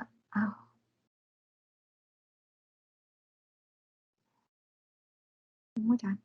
All right, very good. And is this applicable to the many students who have graduated college over the last 2 years and are having difficulty finding jobs in their field or in their area of expertise and passion? Absolutely. I get that question often on whether it would benefit graduate students. It absolutely will. I think one of the key things about this book is that it begins with, understanding things inside of the classroom, but then it ends with implications that really have less to do with, the student setting and more to do with being a young person in today's world and how that translates into success, and I think just the idea of the STAR group is something that we all, in a world where we collaborate, there was a presentation earlier on entrepreneurship in nursing, and they had to reach out to the Stillman Business School. That just speaks to having that cross network so important in today's world. That is absolutely true. And I think Seton Hall is trying to promote more collaboration also. Well, thank you, Kadeem. If there are questions, you can put them in the chat. Our next presenter is Russell Cook. Are you ready to present your work? Yes, I'm here. Hello. Oh, thank you. Please share your slides using the square with the little.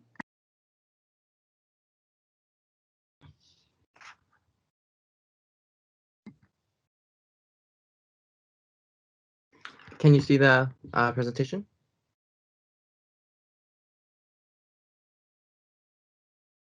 I'm sorry, am I? Yes, you're good. You're good? Okay, cool, thanks. So hello, everyone. My name is Russell, and I'm a sophomore biology major here at Seton Hall. And today I'm going to present to you on my research, which is a demographic collection for strategic outreach for the Migrant and Refugee Center here at Seton Hall, sponsored by the Community Center for Community Research and Engagement. So first, I'd like to give a shout out to the Provost Office for providing an undergraduate research grant to the Arts and Sciences Dean's Task Force on Immigrations and Refugees. I'd also like to thank Mr. Hoffman and Dr. Mirabella for guidance and mentorship in my research for this specific program, step one of this three-step program. This program that the task force is trying to design is a trifold. That means that there's legal, education, and health issues that will be implemented, and there's will be a collaboration between Seton Hall University, their Center for Community Research and Engagement, and the Archdiocese of Newark. Ultimately, this collaboration is going to lead to outreach in distinct parishes, which will allow for parishes in the 4 different counties, Essex, Bergen, Hudson, and Union County, to provide places with the most need for English language learning for education for career advancement. So I'd like to first discuss the methodology that I used for my research. So the methodology I used was I compiled US Census data from the SHU Policy Map database. I used this, converted it to an Excel spreadsheet, made it onto accessible tables and graphs, and ultimately I compiled 6 key demographic criteria that were used for my scoring system I developed. This scoring system I used was based on the graduation rates in the different towns amongst the 4 counties, the free or reduced lunch percentage, the student population percentage of English language learners, the percentage of students in poverty in that student population category, the percent of people in poverty by town, and the percent of non-English speaking population. There were other criteria as well, but that will be more important for highlighting the diverse profile, which I used in cross tabulations, which will allow for a target area to be established for outreach. So in this table, I just want to clarify some things.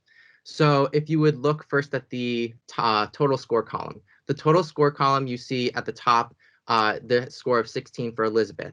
So the numbers that are ranked that were ranked number 1, they were given a number 3. If they were ranked number 2 out of top 3 in a specific category, they were given a number 2, which is orange. And if they were ranked number 3, they were the 3rd in that specific category. Then they were given a green 1. So the highest scores will have the most demonstrated need for outreach for education-related programs, while the lower scores would indicate that there would be less demonstrated need for those specific towns across the 4 counties. So another example, if you were to see how you would use the X's in this chart, is Irvington in Essex County. So in here, you see that Irvington would rank number 1 for graduation rate and number 1 for free or reduced lunch percentage, meaning that there are a lot of people, a lot of students who qualified for free or reduced lunch and were using that at that school, as well as the student populations ranked number 1 as well for English language learner percentage. While the X's, you would see that would mean that they did not rank for the percent of people in poverty by town or the percent of the non-English speaking population, and they ranked as number 3 for the student population's percent of students in poverty. Ultimately, this score of number 10, however, for Irvington, still demonstrates that there's demonstrated need for educational outreach. So I want to clarify something on this chart. So the first thing is that the predominant languages being spoken, it's really important that you include English, you exclude English, and you exclude English and Spanish, because Spanish and English, or Spanish and Spanish Creole, end up being the two most predominant languages across the 4 counties in New Jersey, in the Archdiocese of Newark.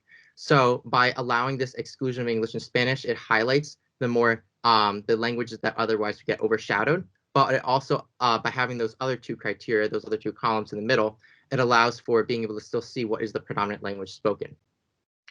I'd also like to bring everyone to the left, the focus to the left about the predominant country of birth among the foreign-born population, and see that sometimes there's links, such as Colombia in Elizabeth, where Colombia links to the predominant language spoken at home, being Spanish or Spanish Creole or Portuguese Creole, and that links to the foreign-born population because that would be the predominant language spoken over there. However, there are also outliers in places like Jersey City and Palisades Park, where India is the predominant language country of birth for the foreign-born population, but Tagalog, which comes from the Philippines, is the predominant language spoken when you exclude English and Spanish.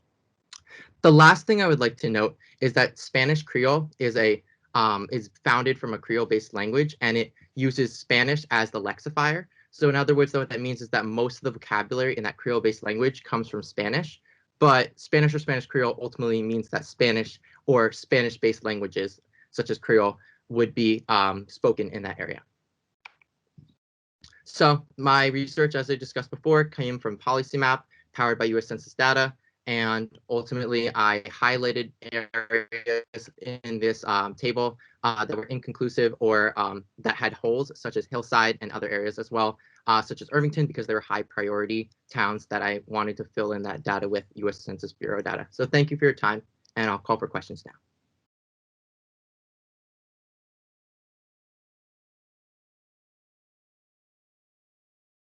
I'm not sure if Okay. So in your research, we just had a recent, as you said, population count.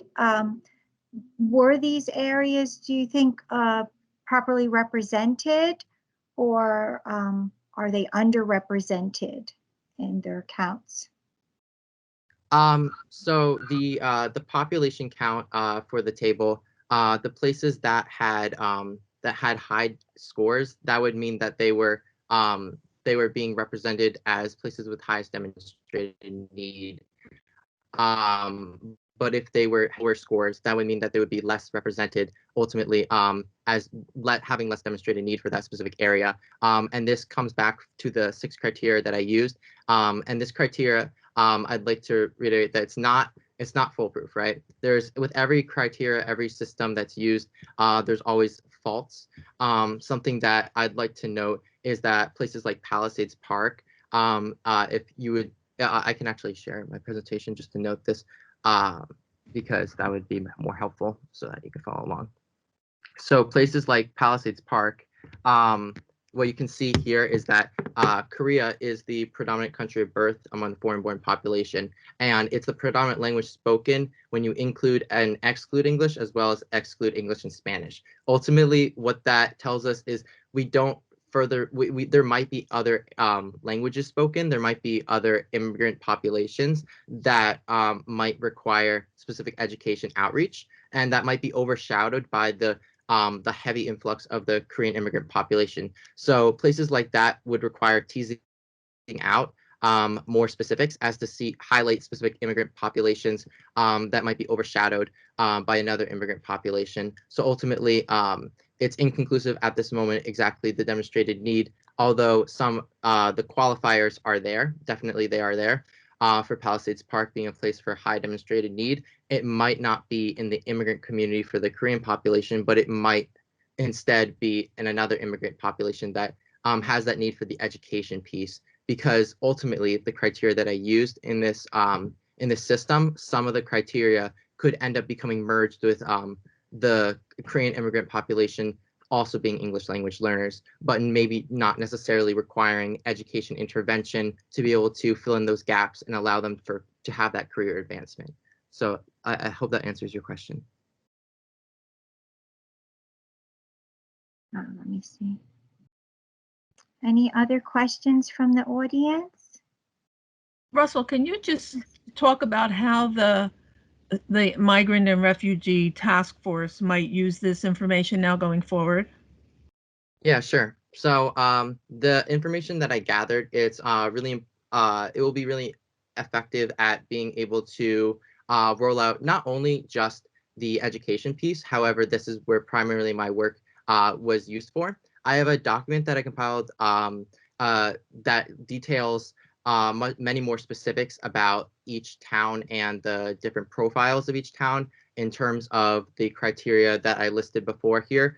And ultimately what it'll be used for is being able to perform outreach events and being able to help improve the fill in those gaps that allows for that career advancement and improving the education outlook for the foreign-born and immigrant population in those counties and specific towns with the highest demonstrated needs, such as Elizabeth. So that table that I provided, towns like Irvington, Elizabeth, Newark, those towns that had really high demonstrated need ultimately will end up having the outreach being focused in those areas with partnership in the Archdiocese and collaboration with the CCRE to be able to provide different events and services to allow for, for example, English language learning services, since there were there's a large percentage of people who are English language learners. So maybe there's more people who need to have that those services provided to be able to fill in those gaps so they can be able to be at the same level as everybody else to be able to have that career advancement. Thank you. Okay, well, thank you, Russell, and good luck. I hope that some programs get implemented in these areas from your research. Our next presenter is Michelle McQueenie. Would you please share your information with us? Yes. Thank you. Okay, it's loading. Let's see. There we go.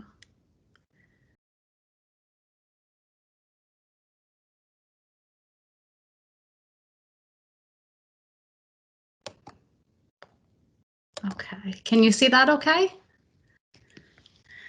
Okay, so my name is Michelle McQueenie, and I'm going to try to sum up some of my doctoral work in the next few minutes.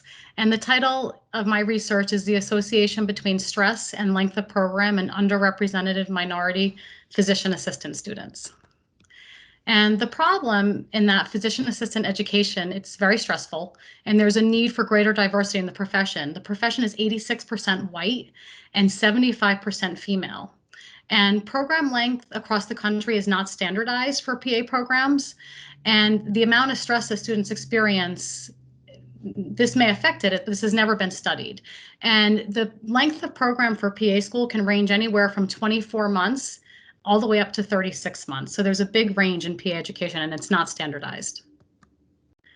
So the purpose of my research is to determine if the length of program affects stress measures in PA students, and specifically PA students classified as underrepresented minorities in medicine. And the stress factors that I chose to look at were emotional well-being and physical well-being. And my research questions were, what is the relationship between PA program length and students' emotional well-being and physical well-being? And first, I looked at this in all PA students across the country, and then while controlling for underrepresented minority and medicine students. And the data set that I used, I used a data set that was already provided, and the Physician Assistant Education Association puts out an end of program survey at the end of each academic year. And the Physician Assistant Education Association really is the national organization that partners with PA programs, and they track things like student demographics, health and well-being, and financial information on students and the fields that PA students go into. The survey was sent to 212 programs across the country. 142 programs responded. Over 3,000 students responded, yielding a 35.1% response rate from graduating PA students. And what I used was, there was a section, a Likert scale section on stress and well-being, and it was the section was based on the perceived stress scale by Sheldon Cohen. So it was from a well-validated survey. And basically the demographics of the students who responded to the survey was 76.8% female, which is really characteristic of the profession in general. And the mean age was about 27 years. And 86.3% of the students that responded to the survey were white, which also goes along with the percentage of practicing PAs across the country. And only 10.6% were Asian, 4% Black or African American, 1.4% American Indian, and 0.4% Native Hawaiian or Pacific Islander. And the variable that I used was underrepresented minority in medicine status, and basically that classifies only the Black or African Americans, the American Indians, and the Native Hawaiians. Basically, whites and Asians obviously are not classified in that. So 88% of my sample was non-underrepresented minorities in medicine. So as you can see, the underrepresented minority in medicine was just a very small part of my sample. But that really goes along with what's going on across the country and physician assistant education. And the variables that I chose, so length of program was my independent variable, and my dependent variables were my stress measures, being emotional well-being and physical well-being, which were based on a Likert scale from the survey. And my control variables were age, gender, the amount of PA school debt students had, and of course the underrepresented minority in medicine status variable. And I used quantitative analysis to determine if program length, age, gender, PA school debt, and underrepresented minority in medicine status could predict emotional and physical well-being. And my results, so for my first research questions, multiple regression was conducted to determine if program length predicts emotional well-being in the entire PA student sample, as well as when controlling for underrepresented minority in medicine status. And both models were statistically significant, although the effect was small. And in both models, age, gender, and PA school debt were statistically significant with older age students, males, and students with increasing amounts of debt associated with lower emotional well-being scores. And in the second model run, when I controlled for the underrepresented minority in medicine status, even though the overall model was statistically significant, the underrepresented minority in medicine variable was not. And for my next research question, multiple regression was performed to see if program length predicts physical well-being first in all students. And the overall model predicted physical well-being, but again, the effect was small. And again, the variables program length, age, gender, and PA school debt were statistically significant with older students, males, and students with increasing increments of debt having lower physical well-being scores. And in the model performed to see if program length predicted physical well-being while controlling for underrepresented minority in medicine status, longer program length was statistically significant with students in longer programs having lower physical well-being scores. And in addition, increasing age, male gender, and students with more amounts of debt were associated with lower physical well-being scores. And again, in this model, underrepresented minority in medicine status was the only variable that was not statistically significant. And so there were a few limitations to my study, and one was that there was only a 35% response rate on the survey. And I only looked at stress at the end of PA education, not throughout PA education. So it would be good in the future to do a qualitative study examining program length and stress measures throughout PA school, and also examining the experiences of the older students, males, and students with higher levels of debt who had lower emotional and physical well-being scores. And also really looking at the experiences of the underrepresented minorities and medicine students, because we really had such a small sample. So it would be good to do a qualitative study. So in conclusion, shorter PA programs can have a positive association with physical well-being in PA students, and individual demographic factors can really influence how students experience stress in PA school, especially males, older students, and students with more debt. And PA programs should really consider measures to improve the experiences of students and well-being, and ways to increase gender and racial diversity and ethnic diversity in PA programs across the country, because it is so non-diverse. And that's it, and I'll take any questions.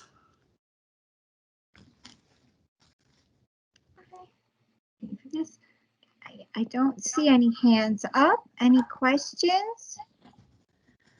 Well, I have a question. Yes. What exactly would be the difference in offering? Is it number of courses, or is it different types of courses for a 2-year program and a 3-year program? Yeah, so I think a lot of it, when I studied this, and I didn't really talk much about it because there wasn't a lot of time, No, but there wasn't. a lot of it is more clinical rotations in the hospitals and the clinics and the clinical sites. So some of it is really just extending out the clinical portion of the program, and so they get more clinical experience. But I think you have to weigh it against how much that costs, because sometimes when you price yourself out of the education, you're actually limiting students who maybe have to take out more loans or who can't afford to pay for it. It's expensive. It's close to $100,000 to attend PA school, so it's a lot in addition to undergraduate loans. Right. And now with that extra clinical, does that translate into better predictions of getting a job or higher pay in a job or not? The only study I've ever seen done was one that studied program length against board pass rates, the national certifying exam pass rates, and there was no difference actually in the two studies that I looked at. So it really didn't matter if you were in a longer program. They both had really good national certifying exam pass rates, but there really haven't been any other studies done on length of program. My last question is, how long is the Seton Hall program? It's actually one of the longer ones. It's one of the longer. Yeah, it's very much on the longer end, 3 years. So okay. Thank you. I just wondered. Yeah, it's a good question. Interesting. Well, Yes. thank you. This is definitely reducing stress and reducing debt are issues that need to be addressed and are very important. And thank you. And I hope you continue your research and come up with some published works to help us. Yes, thank you so much. Thank you. So our next group here is Sheraton, Sarah, and Emma. Are you ready to present? Yes. Okay, please share your presentation. One moment.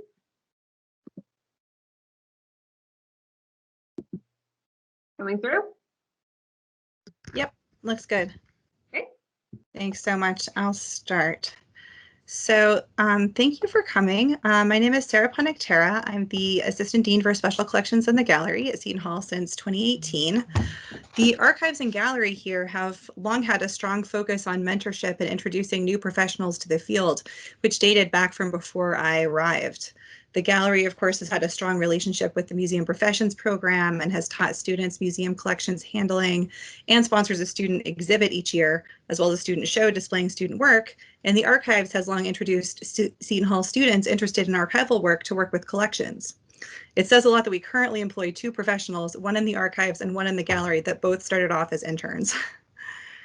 When the pandemic hit, of course, many institutions chose to stop offering internships. There were many hurdles, both logistical and intellectual, given the internships had long been done a certain way and the workflows had been figured out and they ran almost on autopilot. And rethinking that, revising that was overwhelming, especially at a time when archives and institutions of cultural memory were faced with many new challenges to basic functioning, how to care for our collections when we often couldn't be on site, certainly not together and sometimes not at all, how to respond to researcher requests that continued to come in, and how to make progress on our goals as a department while we were all working remotely. But we decided as a group that we didn't want to give up on such an important piece of our mission and identity. And fortunately, we're blessed with a dynamic and creative technical services archivist, Sheridan Sales, who is able to transform the internship experience for this new period. Sheridan will introduce a little bit about the internship, about how this internship worked and what accommodations she made for the pandemic. And then our wonderful intern, Emma, will speak about her experience working with one of our collections. I'll turn it over to Sheridan. All right, thank you, Sarah.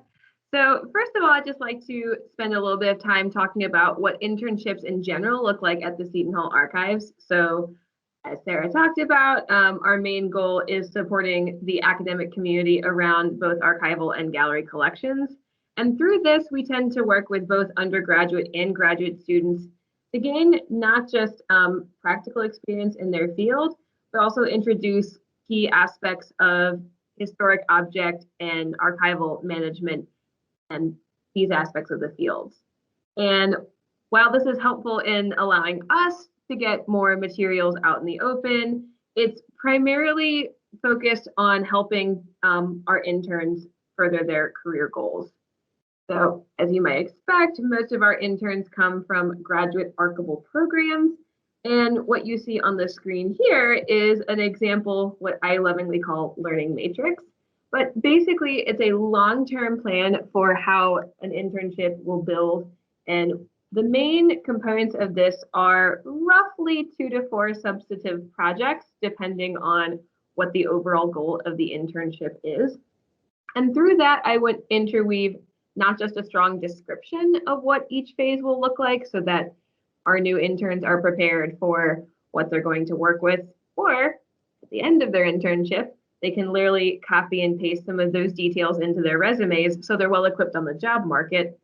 And then within that description, interweave some learning outcomes, both for them so they can see what they're going to get out of this internship learning-wise, but also for me, because Captain Airhead over here sometimes forget exactly what I've taught everyone. So this way we can all keep on track in making sure that we both have a substantive project to come out of it and the necessary learning that needs to be incorporated with that comes through. Now, due to COVID, we've had to kind of pivot. I think that's the word we all hate at this time. Pivot these internships to either be entirely virtual or mostly hybrid. Emma will talk about her hybrid experience in a bit, but I just want to underscore how by just being able to pivot, we've still been able to bring a lot of great learning at this point in time. So in the summer, for example, we only had 1 intern, and that's pretty typical for us, like even pre-pandemic, to have 1, maybe 2 interns working with us on either a processing, and by that I mean taking a box of stuff that seems vaguely historical, putting it in order, describing it in a way that our users can get good information out of it, and making it available so that users of all varieties, be they undergraduate students, genealogists, or full tenured professors, whoever it may be, who come and see our materials. So 1, maybe 2 is typical for us. However, this spring, we are the happy hosts of 6 interns, both undergraduate and graduate. So before I talk more about some of our virtual experiences, I would like to take it over to Emma, who can talk about her experience with the Father Raul Comenzania's papers. Thank you, Sheridan. So as Sheridan and Sarah mentioned, I am that intern. I was brought on to process a fairly large collection that the university acquired in 2019 called the Father Raul Comenzania's papers. This collection was about 110 boxes, and while we got funded to process them, which is a dream in an archive, it kind of hit at a inopportune time for an intern to come on site. I was hired in the summer of 2020, and there was a lot of uncertainty of whether on campus would happen, what an actual schedule would look like, and that kind of put kind of a wrench in the plan of processing a collection. But before I talk even more about what I've done on campus and what I will continue to do as the collection processing continues, and as there's a little bit more stability on whether or not we'll be on campus now, but there's always the possibility that something could happen. I'd like to tell you a little bit more about Father Raul and his papers. So the collection is the Father Raul Comenzania's papers, and they contain a variety of materials covering the various political, religious, and personal activities of Father Raul Comenzanias of Union City, New Jersey. It covers materials related to Father Comenzania's run for the 13th Congressional District of New Jersey, of which he was the first Cuban American to do so in a federal position. His work as a Catholic priest in New Jersey, and his work as the president of the Union of Cuban Exiles, or UCE, in the North District. There's also a variety of background information related to Father Comensanias' political interests, including his role on various boards, his post-secondary education and seminary work, of which he was a Seton Hall graduate, and his personal correspondence. There's also a significant newspaper collection, including La Nación Americana, El Clarín, La Tribuna, and Vanguardia Católica, all of which Father Comensanias had a role in the publication or editing of. In addition to just those newspapers, we have hundreds, if not at least 1,000 newspapers that cover the Hispanic population of North Jersey and New Jersey as a whole, in addition to newspapers spanning from Caracas, Venezuela to Nairobi, Kenya. This collection covers the years of 1943 to about 2017, with paperwork and correspondence of Father Comensanias' family in Cuba before he moved to 2017, which is 1 year before his death. Some specific positions that Father Comensanias held throughout his lifetime. He was the co-chairman of the New Jersey Heritage Group Foundation in 1972, the national co-chairman of the Spanish-speaking Advisory Committee to the United States Commissioner of Education from 1970 to 1973, the national advisor to the Republican National Committee Heritage Groups Federation on Cuban Affairs in the early 1960s, the co-chairman of the American Forum for Jewish-Christian Cooperation from 1982 to 1997, the regional representative of the National Association of Hispanic Priests from 1989 to 1997, a member of the Supreme Court Task Force on Minority Concerns in New Jersey from 1986 to 1990, the president of International Fraternity of Cuban Priests in Exile in 1987, a chairman of the National Cuban Catholic Foundation from 1987 to 1997, and a member of the New Jersey Governor's Waterfront Development Committee from 1986 to 1989. So he was a very busy man, and there's a whole lot of information about everything he's done. So Sheridan, if you could hit the next slide. Thank you so much. So I split the next two slides into the going in, which is when I go onto campus. So when I go onto the archives, my work is focused on getting done as much of the physical collection as I possibly can. It took digitizing at the very beginning, making sure that there were photographs that I could access at home in case I was not able to go onto campus for X amount of time, that I could work on a variety of different projects that I'll talk about in the next slide. That way, everything is available through SharePoint and OneDrive that I can easily use on my own computer, so I'm not left in the dark about what's happening on campus and what's happening at home. Part of the processing work that I do includes sorting through hundreds of papers, rehousing them into new folders, and getting them ready for their final destination in the collection, which will eventually be available for research, hopefully in the upcoming school year. I also spend a lot of time working on a spreadsheet that has thousands and thousands of pieces of information about each item in the collection that I can then use when I'm at home to access to write a variety of different documents. So Sheridan, next slide. And then the staying home. So like Sheridan and Sarah mentioned, this position was created with a hybrid kind of schedule in mind. Well, luckily there wasn't that kind of a large shutdown that we may have anticipated happening at the beginning of the pandemic when the university was reopened. It's still nice to know that I have enough in my arsenal to be ready for that possibility to occur. So some mornings or nights before, I find out that I'm not able to go on site. This could be for a variety of reasons. We had a lot of snow this winter, or potential COVID exposures in the office that prevent me from being able to work with the physical materials. Instead of not having a work day and putting a pause on the collection, I'm able to use those digital aspects that I worked on during my time on site to create social media posts that will eventually go out once the collection is available.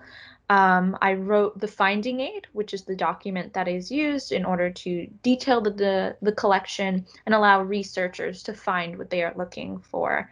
My spreadsheet was especially helpful since a finding aid is usually written at the end of a processing process. But because of my need to do some things off-site, I just had to go with it and actually start writing the document as I'm moving. So instead of just being a start and final document, it's more of a living document that I can change as I find more about the collection as the process continues. Because of the uncertainty of my schedule, I can work at any point off-site. Like today, I went in the morning and did a lot of processing work to almost finish all the things that I need. And then I came home, worked on my finding aid, and was able to do some other research for different social media posts. And of course, I attend meetings just like I'm sure all of us do when we end up working from home. I sit, I learn about what's going on in the archives and the best way that I can move forward with Sheridan. It's so much of a trial and error position because we've never experienced this kind of shutdown before, and especially with archives, it's a little bit of a getting used to not being able to be around the things that you may need all the time, but having some kind of backup option for them. That's it for me. All right. And then beyond having Emma here and doing a fantastic job with the Komen Sanyas papers, as I mentioned, this spring we have 6 interns that are working with us. 3 of them are entirely virtual. So just because the world may shut down doesn't mean that education and everything else shuts down. So we have adapted and have been able to keep up with that. The first way that we've been able to offer the same level of experience for Emma as we do for our virtual students is by doing social media and email archiving. So a lot of the same functions that Emma does, which is, remove items from their original housings and put in a preservation safe environment, can be done for our born digital materials. At least that's what we call them in the field. Digitized for stuff that becomes digital, and born digital for, well, born digital. Makes sense. This requires taking web crawls. So we use a system called Conifer to capture these social media posts. And these are mostly Seton Hall owned, so no one's personal account is being captured in any way. But our main university, Instagram, and Twitter, these we can take web captures of, create documentation to show how we captured them, much in the same way that we write information down when a donor gives them their papers, and basically create through these email and social media public blasts the same type of environment that is available for physical processing. We can also do this with digital exhibits and tours. Right in the middle of the summer, we instituted a new program called CurateScape. So if you are interested, you can see this through the URL digitalmapping.shu.edu. I can share that in the chat later. And essentially what that does is we built it around our historic postcard collection so that we can see historic images of Seton Hall. We literally have images of President's Hall from like the 1800s. We have many different sites on campus, and we're actively working with interns right now to expand this from our original postcard collection images to more modern images of campus, in which we hope to have as many as 20 sites by the end of the semester.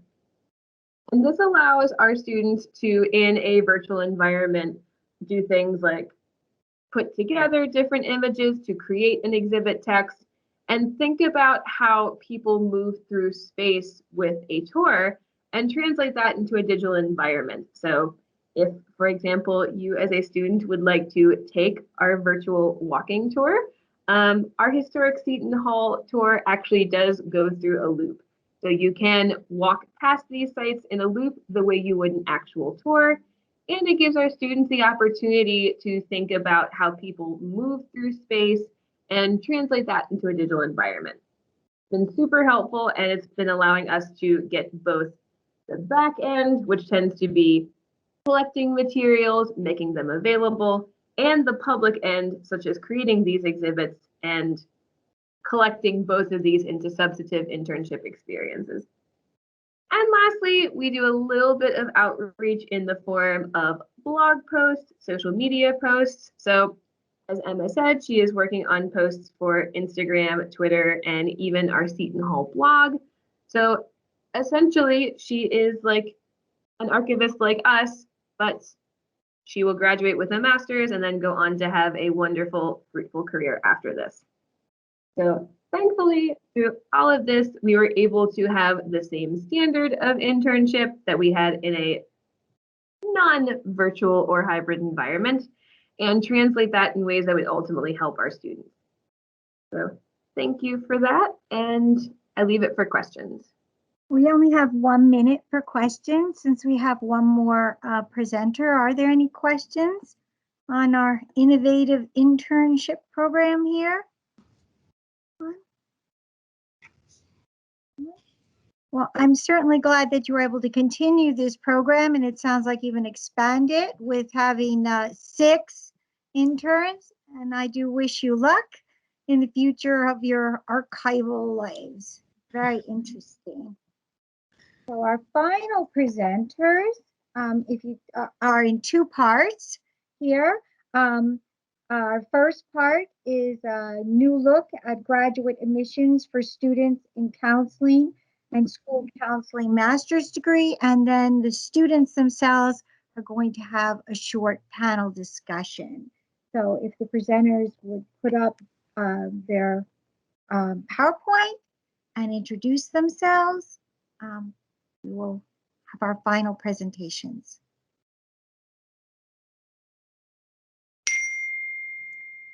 Okay, we can see that. Very good. Can you see the PowerPoint?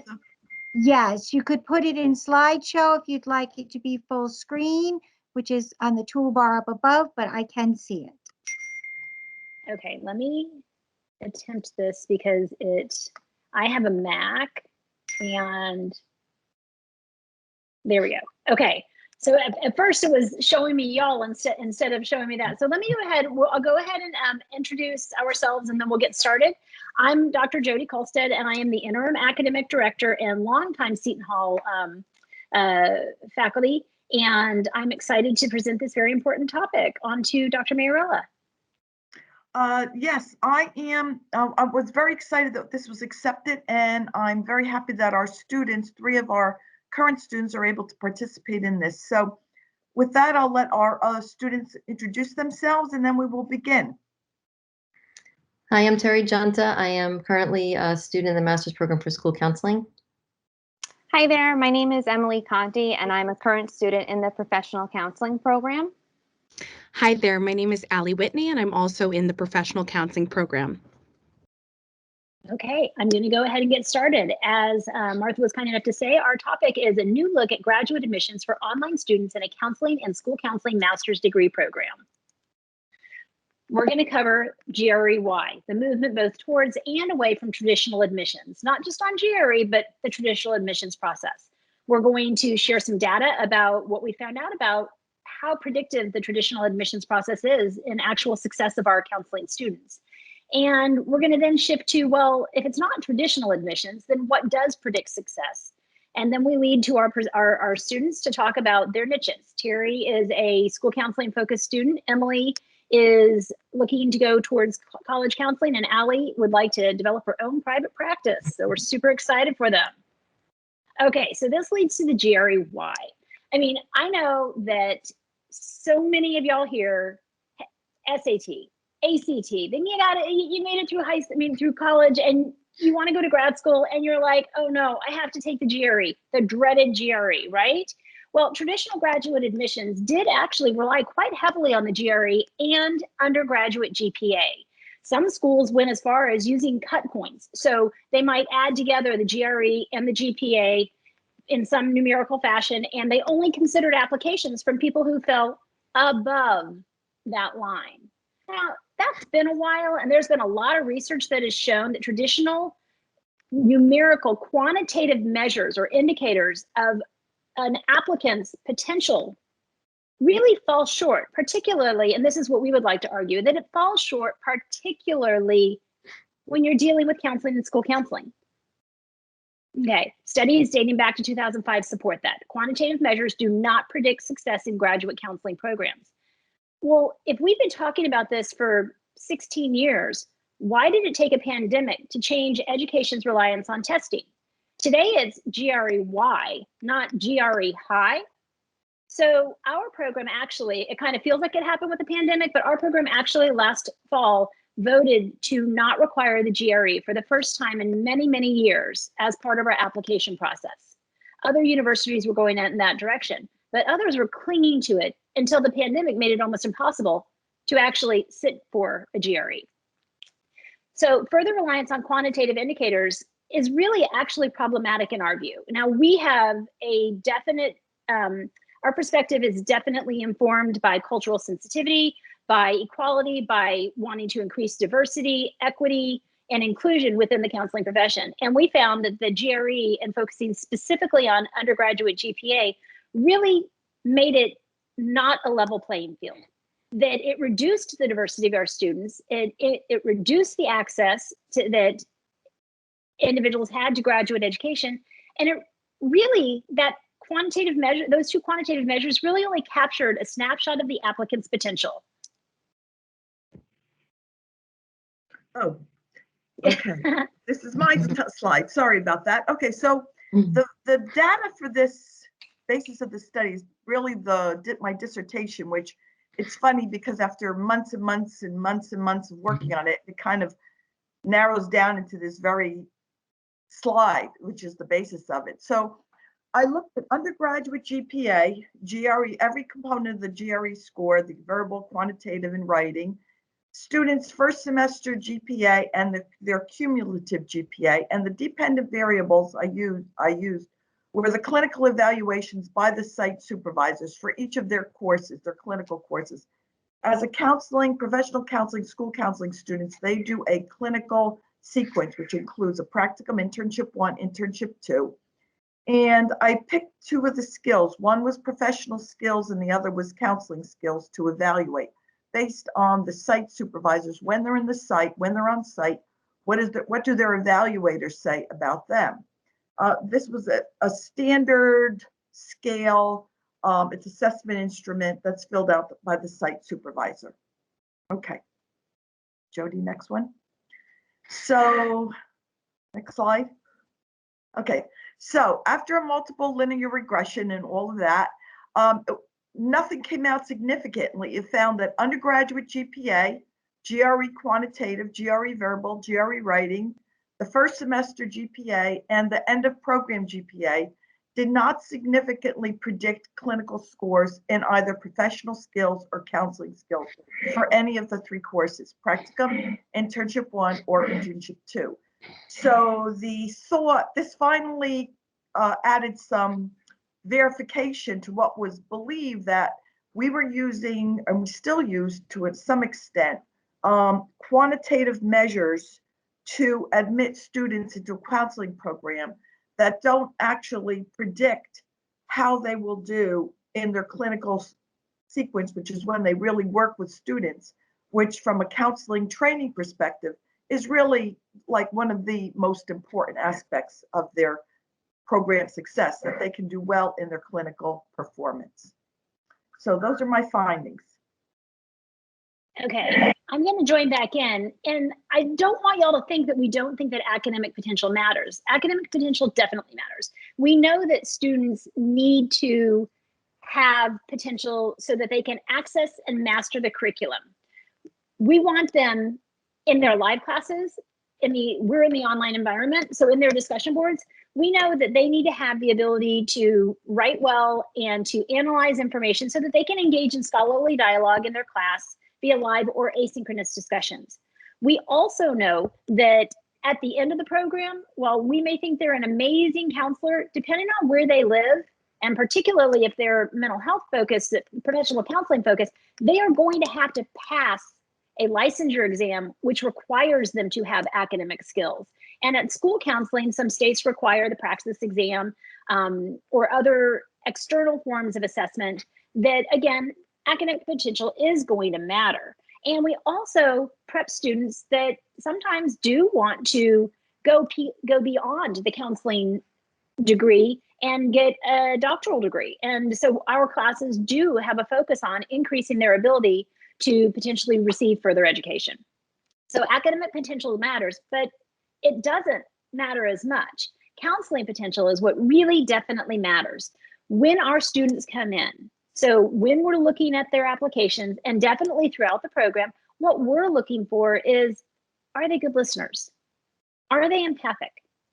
Do they have the ability to build good, solid, trusting relationships with their clients or the students that they're working with?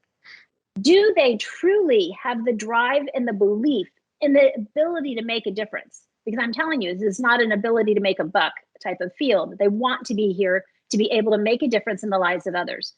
They need to be flexible. This year showed us that particularly. I know they were laughing saying the word pivot. That's absolutely true. Our students pivoted in the school, in the counseling agency, in their telehealth setting, and running groups, running sessions wherever they were potentially allowed to at that particular time by their state, by their agency. And so they showed impeccable flexibility. The unwavering valuing of others. One of the cornerstones of the counseling relationship is that ability to truly value and express that value of the other person across the room, across the chair, across the desk from you. But at the bottom line, they also need to be able to look inward to develop a vision for their work.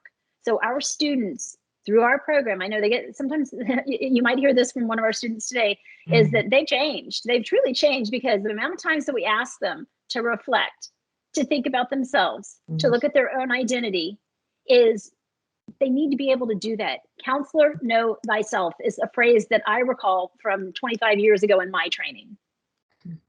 So what tells us this at the start of the program, what tells us this before we even offer them admission, is their personal statement. We are blessed that students share some really deep information about themselves, which tells us some about the type of counselor that they're going to become. Their letters of reference speak to their character, their hard work, their passion. And we interview every student that comes through our counseling program. And that interview not only lets them know what we're about, it lets us know what they're about as well.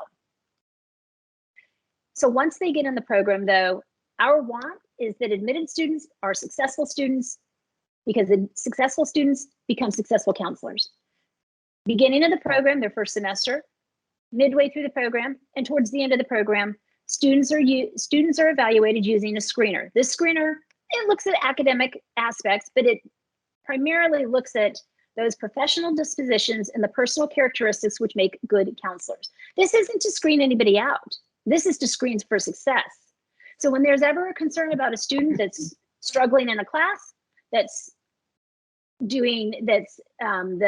course instructor knows that something is going on that's making it very hard for them to participate actively in their classes, we have what's called a care committee. And that the committee is not just to intervene for students that are struggling, it's also a way to commend students who are doing above and beyond and amazing things in their classes, in their communities, in their agencies. Concern. This is when we want to provide support. I will tell you, I probably over 10 to 15 students this year alone have we referred to the counseling center at Seton Hall to provide extra services, because we know this has been a very hard time, anxiety, isolation, depression. We tell our students, look inward so that you can provide the good work. We also really preach about self-care. And we also use our screeners in our overall assessment process to correct things that might be needing assistance, like students that consistently struggle with their academics, putting supports in place and plans in place so that they can be successful, because our goal across all of it is to support our students. And then finally, our other assessment pieces happen in their culminating work, where we do field site evaluations, which is what Dr. Marabella had mentioned before. And then we do a comprehensive assignment where that really includes pretty much everything that they've done in the program. They put it into a paper about a client or a student that they've been working with it. And that, to me, is the true ability for them to synthesize all of their information and show us that, hey, this is me as a counselor. So that leads me to Terry. Okay. First of all, I want to say thank you for the opportunity to talk about my journey to admission to grad school. My name is Terry. I'm truly honored to be a part of the Seton Hall family and this program. After receiving my bachelor's degree right after high school, work and life took over, marriage and kids. and my master's degree in school counseling was put on hold for a period of time. Years later, when my own kids began high school and I began to understand firsthand the challenges that today's teens were facing, I was compelled to go back to school and make a difference in kids' lives. Seton Hall was at the top of my list. I began looking. I saw they had an online program which worked for me in my life. It was 29 years since I was last in college. And I for sure was afraid that the GRE was going to keep me from being accepted. I know a lot of it is math-based. I am here in counseling. Math is over here, and it was not something that I was very confident about. But Dr. Myarella was my first point of contact with Seton Hall. I'm grateful for her. She just assured me, take the test, apply for the program, which I did. I studied for 2 months, took the test, had my interview with Dr. Myarella, which I was grateful for because I believe that was what was able to show my passion and how badly I really wanted to be a part of this program, make a difference. I was accepted into the program on the day of my 50th birthday. I'm graduating to the day on my 53rd birthday. And I, as Dr. K said, I am a new and improved person, more so at this stage in my life than I was when I started. I believed in myself. I am so glad that they took a chance and believed in me. It's like before Seton Hall, after Seton Hall, honestly, I'm just such an involved person. And I'm just grateful that they didn't base me only on my GRE and my lower GPA score during my undergrad. So thank you. Emily, I think you're next then. Okay, thank you so much. So again, my name is Emily Conti. Right now, I am a professional counseling student here at Seton Hall. I'm in my final 2 semesters. In a week, it'll be 2 semesters until the end of my program. Right now, me and Allie, the other student on the call today, we are academic and career counseling interns at William Patterson University. Under my belt, I have about 5 years of experience working in higher ed on either student-centered roles or in academic advisement roles. So the transition from counseling to higher ed was kind of a planned move for me. What stopped me originally from looking into graduate school was my low GPA in high school in my undergrad degree. It wasn't until I really found a passion for psychology that my GPA started to go up. And I felt like I finally found my place in college. I was initially discouraged from applying for colleges and applying for graduate school. And it wasn't until I had made really great connections at my undergraduate college, East Stroudsburg University, in the psychology department, that they kind of pushed me to, just try to go to graduate school. If you're passionate about helping people, then it doesn't hurt to try. And similar to Terry, I took the GRE. I tried the best that I could. It wasn't a great score, but with my opportunity to do my personal interview with Dr. Myarella and my personal statement, I kind of had the opportunity to talk more about why those GRE and the SAT and my GPA didn't matter as much as who I was as a person. Something that kind of helped me as I got into the program, because originally you feel like, well, if you didn't have a good GPA or good GRE scores, maybe you really shouldn't be here. What had helped me kind of overcome or move through that was the research surrounding what really makes counseling successful, and that's counselor rapport with your client. And I feel like that doesn't have anything to do with your testing or your academic ability. And that was kind of what helped me move into the program, become more comfortable with kind of earning my place here, besides my my academic success.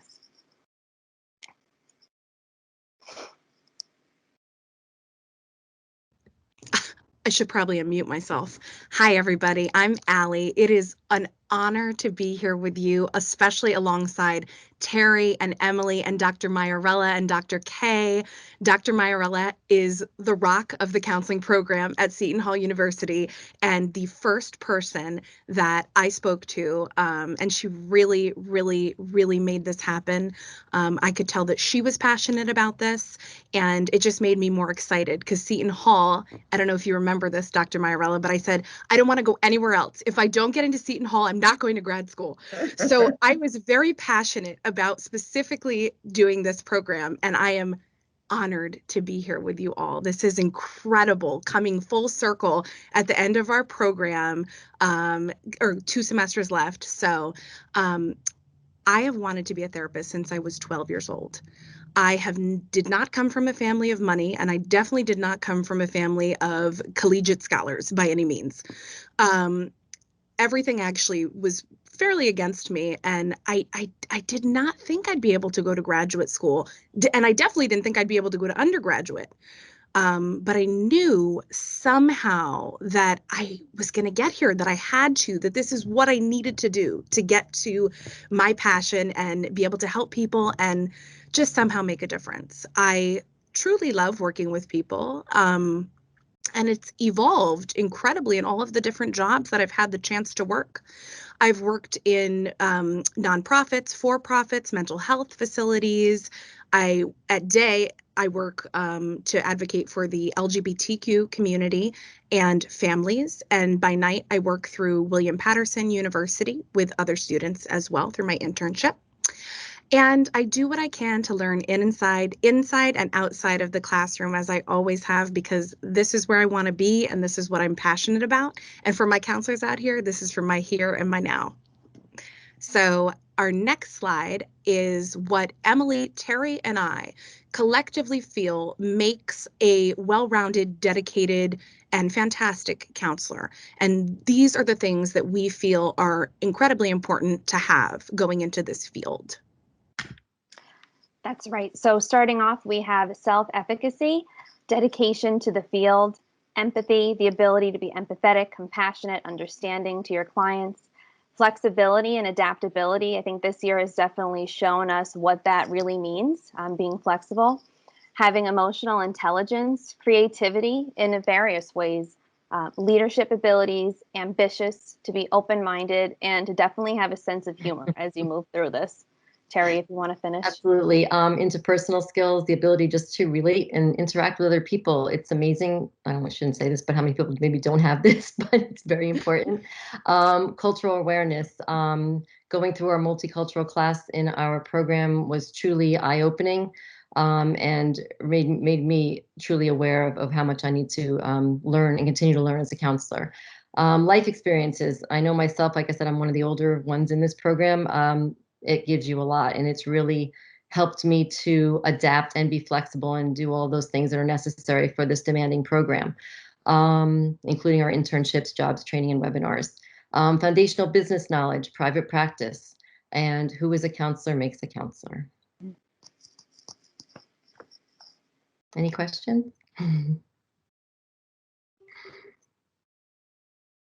Oh, Dr. Brady Moon is here.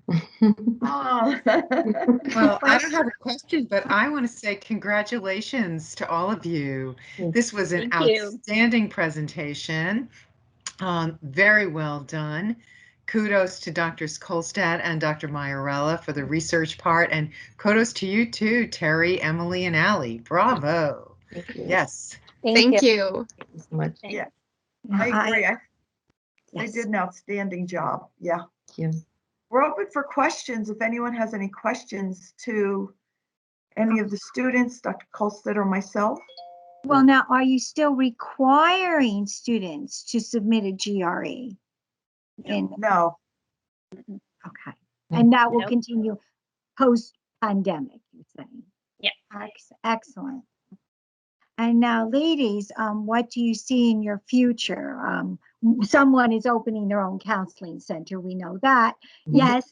And she might talk about her focus in that, but what is it? High school? Is it what? Yeah, I would love to answer that question. So I would ultimately like to have a private / possibly collaborative practice. It may or may not be with the Miss Emily Conti, who has become one of my best friends and my sister through this program. I'm literally one of her bridesmaids because that's the situation. But no, but seriously, it would be incredible. We talk about it loosely. It's always been my dream. I work with Emily actually through our internship, and it is amazing to see like all that we've accomplished. In August, we will have been there for a year. But through my private practice that I will one day have, I hope to actually do I want to help families. At first, I thought I was going to do family counseling, but now I'm thinking it might just be co-parenting therapy, which is totally the opposite. So it's like people that are not going to be together, they don't want to be together, and they know that, and now they have children together, so they need help and guidance working through that divorce process. And that's something that's close to me, something that I've always been passionate about. I've worked in family law actually for a few years now, and I've found there's such a huge gap in the legal world and the mental health world that really needs to be fixed and addressed. So I think it's up to me and a few others, to start making those bridges come together so that we can help inform judges and the legal system and lawyers even about the processes that need to come into play. And so that's my passion. So I'm like, you know what, give me the tough ones. If you don't want to be together, if we're not doing family counseling, that's cool.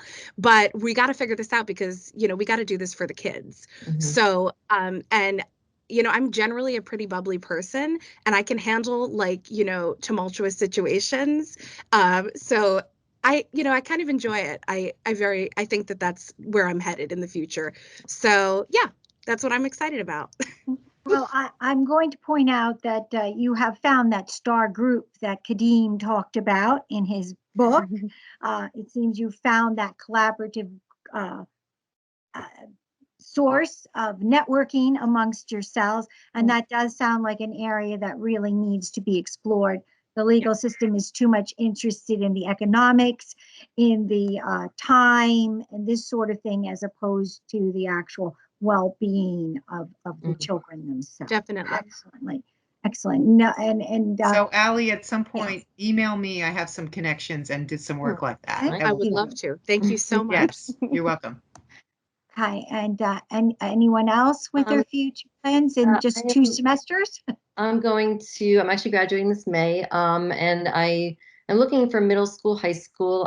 When I began this program, I actually began substituting within the schools from kindergarten, my first day, which was fun, all the way through seniors. And being in the room with the kids, I never just sat there. It was always had to start discussions with them. They want to talk. They want to be heard. And being in the schools for the last few years in that way on the inside, as well as going through this program, has really shown me that there's still, almost like Ali was saying, there's some gaps that need to be bridged. I mean, they don't go to their counselors. The counselors they try, but there's still a disconnect there. And even in the high school right now, we had a very serious situation at the beginning of the year where a teacher had committed suicide in the school, and it took that incident for them to really amp up their mental health, in the school, which was a learning curve for me. And I've been able to run with that in a lot of directions with the kids. But they really they just want someone to listen. And with that listening, we can incorporate ways to help them and grow. And as much as I don't know if this is the end of the road for me as far as education in this field, I may continue to go back to the school. I want to get in with the students, see where my direction is next that I want to go. But yeah, I want to be someone who's really going to help them not feel discouraged from seeing their counselors and seeing them only as schedulers, but we are trained. I mean, I don't think people really realize how we're trained in this program, social, emotionally, and the mental health side. And I hope to be a leading force for that going forward. Well, I must say that this program seems to promote really positive attitudes, some things that are not always experienced in the counseling situations in our school. Does the counseling here at Seton Hall also incorporate the substance abuse or substance use issue, especially in the middle and the high schools here in New Jersey and I guess across the country? Or is it more just psychological? No, we also incorporate the substance abuse. We actually are a New Jersey approved program for our students to apply for and receive the LCADC, which is necessary for chemical dependency treatment, to be able to provide chemical dependency treatment. We have elements of that infused across the curriculum. You're going to find that in our developmental classes, abnormal psychology, marriage and family therapy. Many of the classes include components of the substance abuse knowledge. Okay, well, I think that's very encouraging, and you all seem to have the positive attitude as opposed to the punitive attitude that often is seen in some situations. And I wish you luck. Thank you. Emily, I want to add one more thing. The Yes, faculty, please. oh my God, everybody on this screen, Dr. Brady Moon with our group counseling, it's changed me forever. I'm an Italian, I talk all the time and it's hold my mouth and listen more. And Dr. K, I mean, I feel like I wish you lived nearby. I would hang with you guys. I mean, it's just such a family. It's unbelievable, the closeness, especially for an online program. That my first week, I said, you know what, I don't know, this is for me. I'm an in-person person. I like people. And the connection in those first couple of weeks was like, it was like magical almost. And I hate to say it like that, but it was like you felt everybody. And it was that connection and the support was there through the entire program. So grateful for all of you. Wonderful. Thank you. Well, thank you one and all of our presenters. I will remind you that this recording will be available at some time on the Petersheim website. And if you would like the link, we can send that to you. I'd like to thank everyone for participating and also to encourage you to look at the other events on our calendar as they continue today through Friday. And everyone participating is also welcome to join us in our closing ceremony on Friday. And thank you very much. Thank you, Martha. Thank you. Thank you. Thank you for Thank you very much. moderating this, and congratulations, Thank you so much. Terry, on your Thank you. graduation, on all of you on your Thank you so much. presentation. Thank you for Thank everything. you. Thank you so Thank much, Brittany. Thank you. Bye-bye. So that will conclude our session.